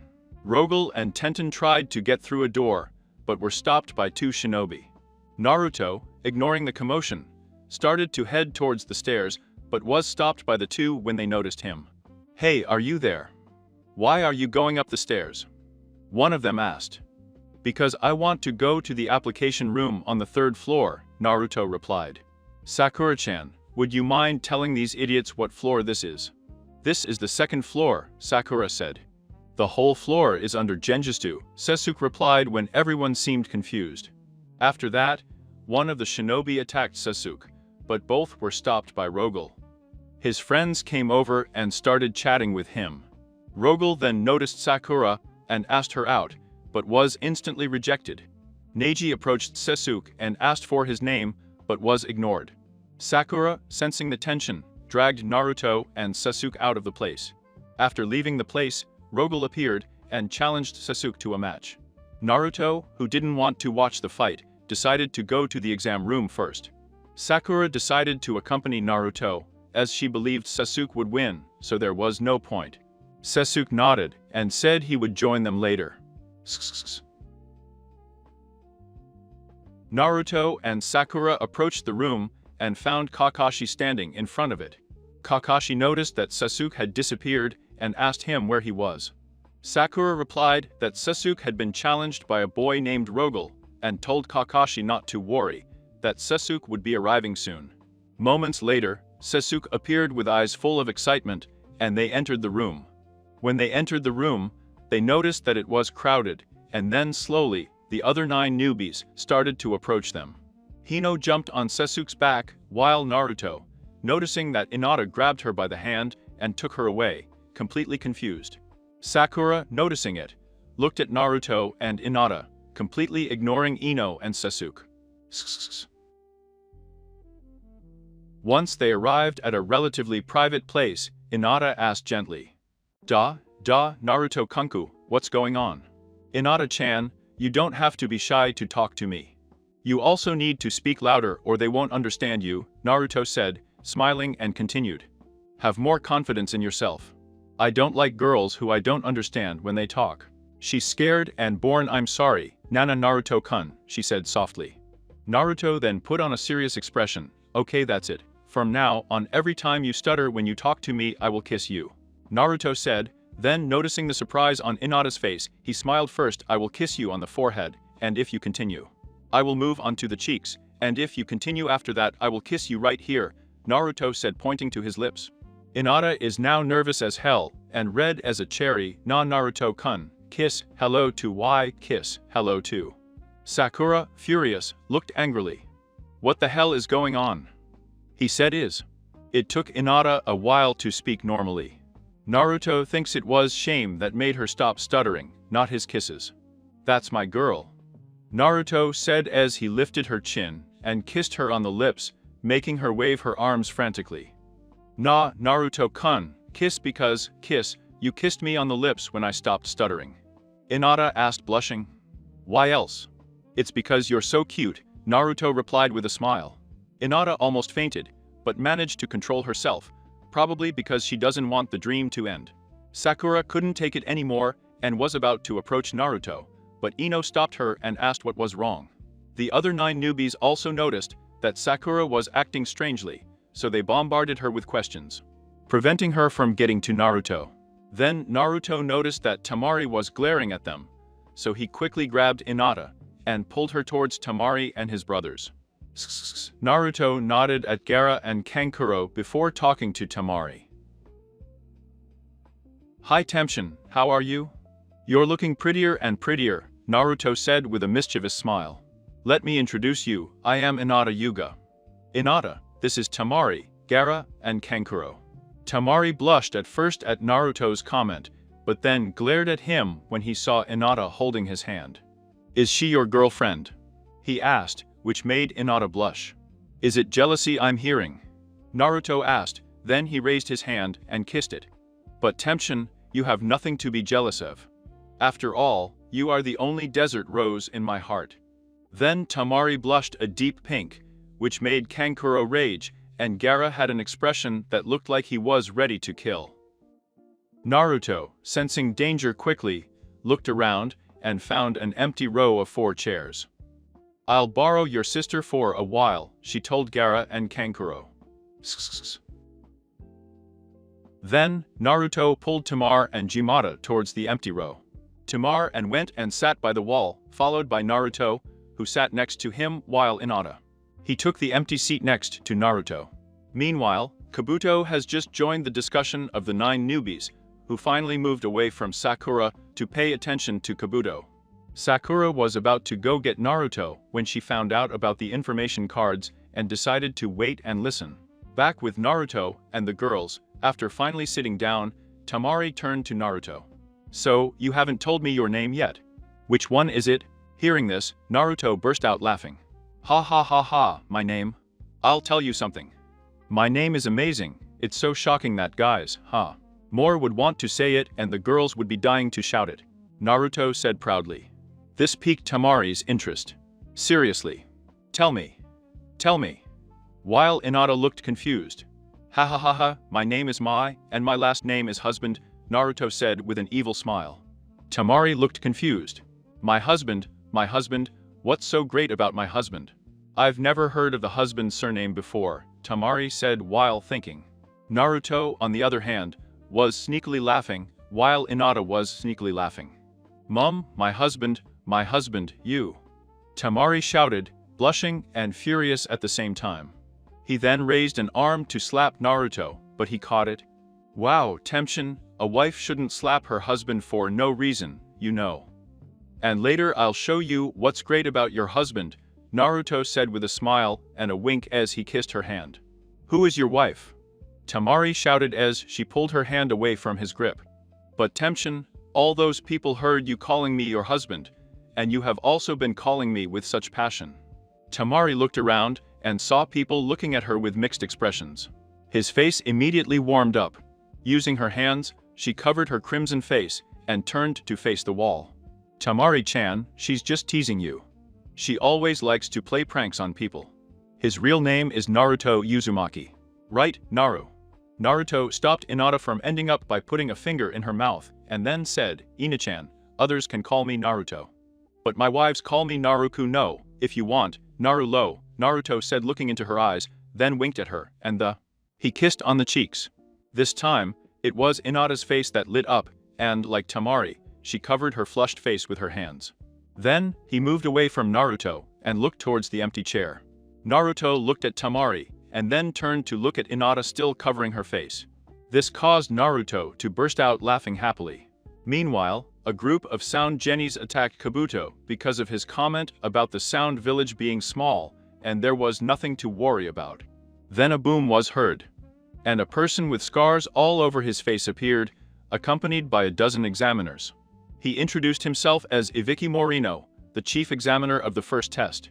While everyone was looking for a place to sit, Sakura was looking for Naruto with her eyes. Seeing him sitting with Tamari and Hinata, the inner Sakura cried out, "That's our Naruto. Those rascals." Sakura then approached them by heading to the empty seat next to Hinata, but then she saw a guy ready to take that seat. Sorry, just before the kid could sit down. Sakura grabbed the boy by the leg and threw him. Naruto, seeing Sakura taking the empty seat, said, "Hi Sachin, I missed you." Sakura then turned her head away from Naruto, making a sound, while crossing his arms. While the examiners were handing out the exams, and Vicky began to explain the rules. After hearing them, many were shocked and scared, including Sakura and Sasuke. Sakura starts to worry about Naruto, thinking that he might not even be able to answer a single question.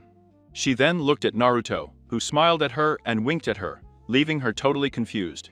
The exams will be 1 hour long, now, let's get started. Ibiki shouted. Naruto checked the exam sheet and laughed to himself, because it was the exact same exam that almost led to a mental breakdown.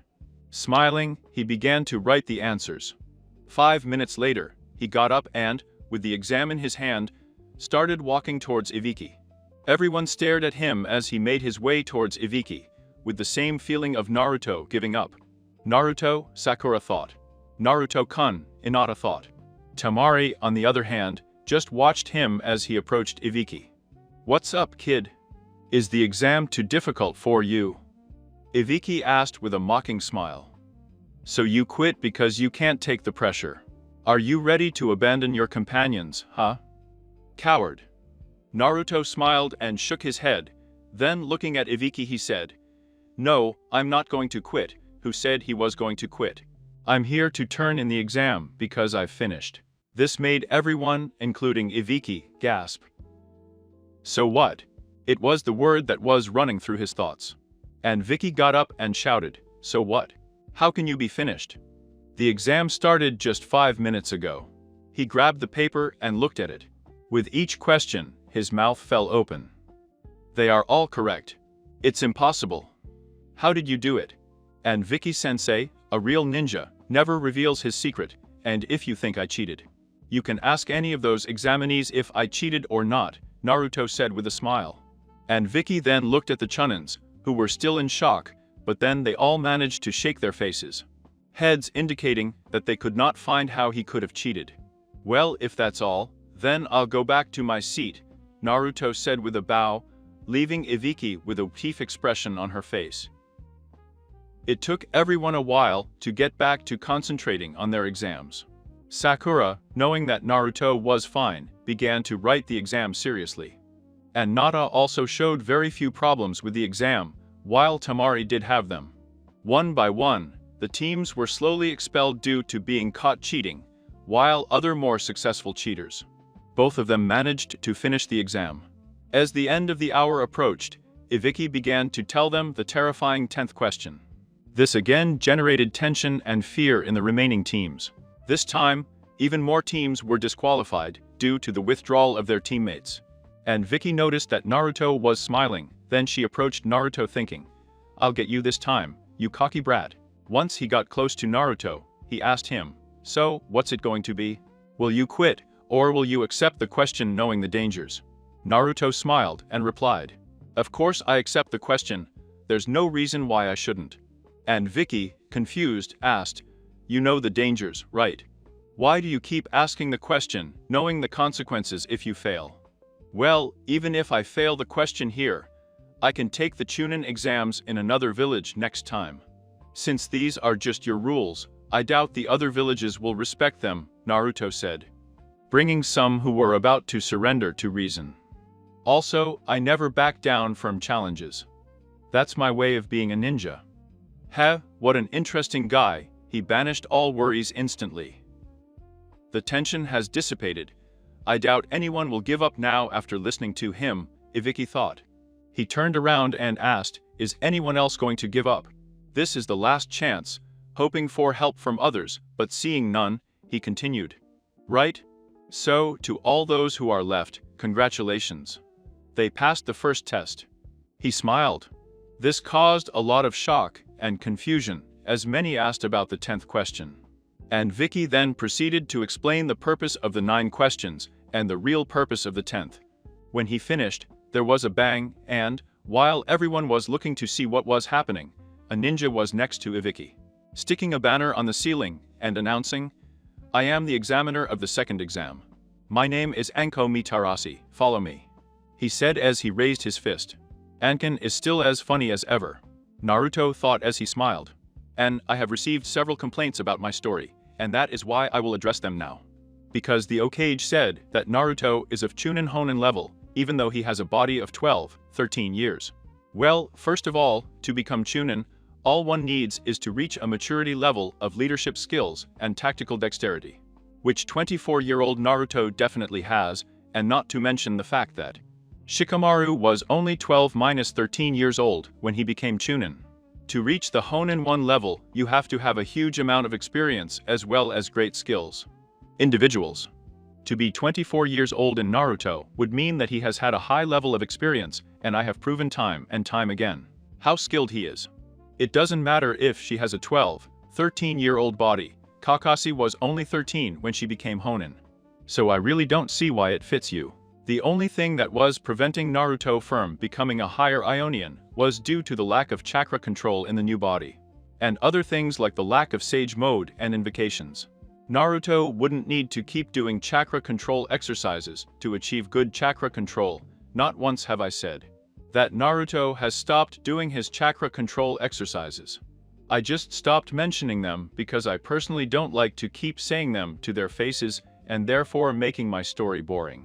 Because Naruto only used 4 clones to train.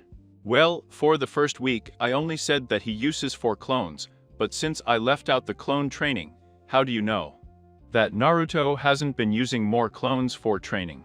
Because the Okage gave Team 7 a C-rank mission after they became Genin for a week and a half. Well, you forget that Kakashi is one of the best Honen in the village and Naruto has a similar level. So there are 2 Honen in the team. Why wouldn't the Okage give them a miserable C-rank mission? No, Naruto doesn't just eat ramen. You didn't notice when I wrote about Cici as a cook and preparing breakfasts and lunches. How does climbing trees for just 2 days make you a master at it? During those 2 days, Naruto not only climbed trees, but also walked on water and practiced Rasengan. Walking on water is a superior form to walking on trees, while Rasengan is the highest level of form manipulation. So, unless you're saying that Naruto got no benefit in chakra control from walking on water, and doing Rasengan exercises. I don't see why you're complaining. In just those 2 days, climbing trees more, walking on water more Rasengan, probably equal to or more weeks of just climbing. To the only thing you should complain about is that Naruto didn't master walking on water right away. So yeah, by the time he fought Gato and his men, of course, his chakra control is good enough to create 2 Rasengans. No, I'm not dumb enough to make Naruto wear Rasengans. In Shuriken, because Naruto doesn't have Sage Mode yet, why would he do that? The timeline? 4 days of training before the Irizen test. A week later, he accepted the C-rank mission. I do not know how far the country of the waves is from Konoha, but since it is outside the country of fire, I will make rough calculations. Bad guys. Since they were walking, not running, or jumping from tree to tree, because Tazuna was an ordinary civilian. I guess it would take a month to reach the country of waves. You can agree or not, I don't care. Then a week of training. 2 weeks of building bridges. 1 month to return it considering they were in no hurry. A week of missions of rank of and then to meet Tsunanins. 1 week of Chunin exam preparation. That adds up to a total of 3.5 to 4 months. I know it's 2 months less, but I was focusing on the story, not the chronology. So if it seems silly to you, so be it. I'm not a perfectionist, and I don't write perfect stories. If you are looking for a perfect story, this is not for you. This story is to entertain you, but if it frustrates you, better not read it.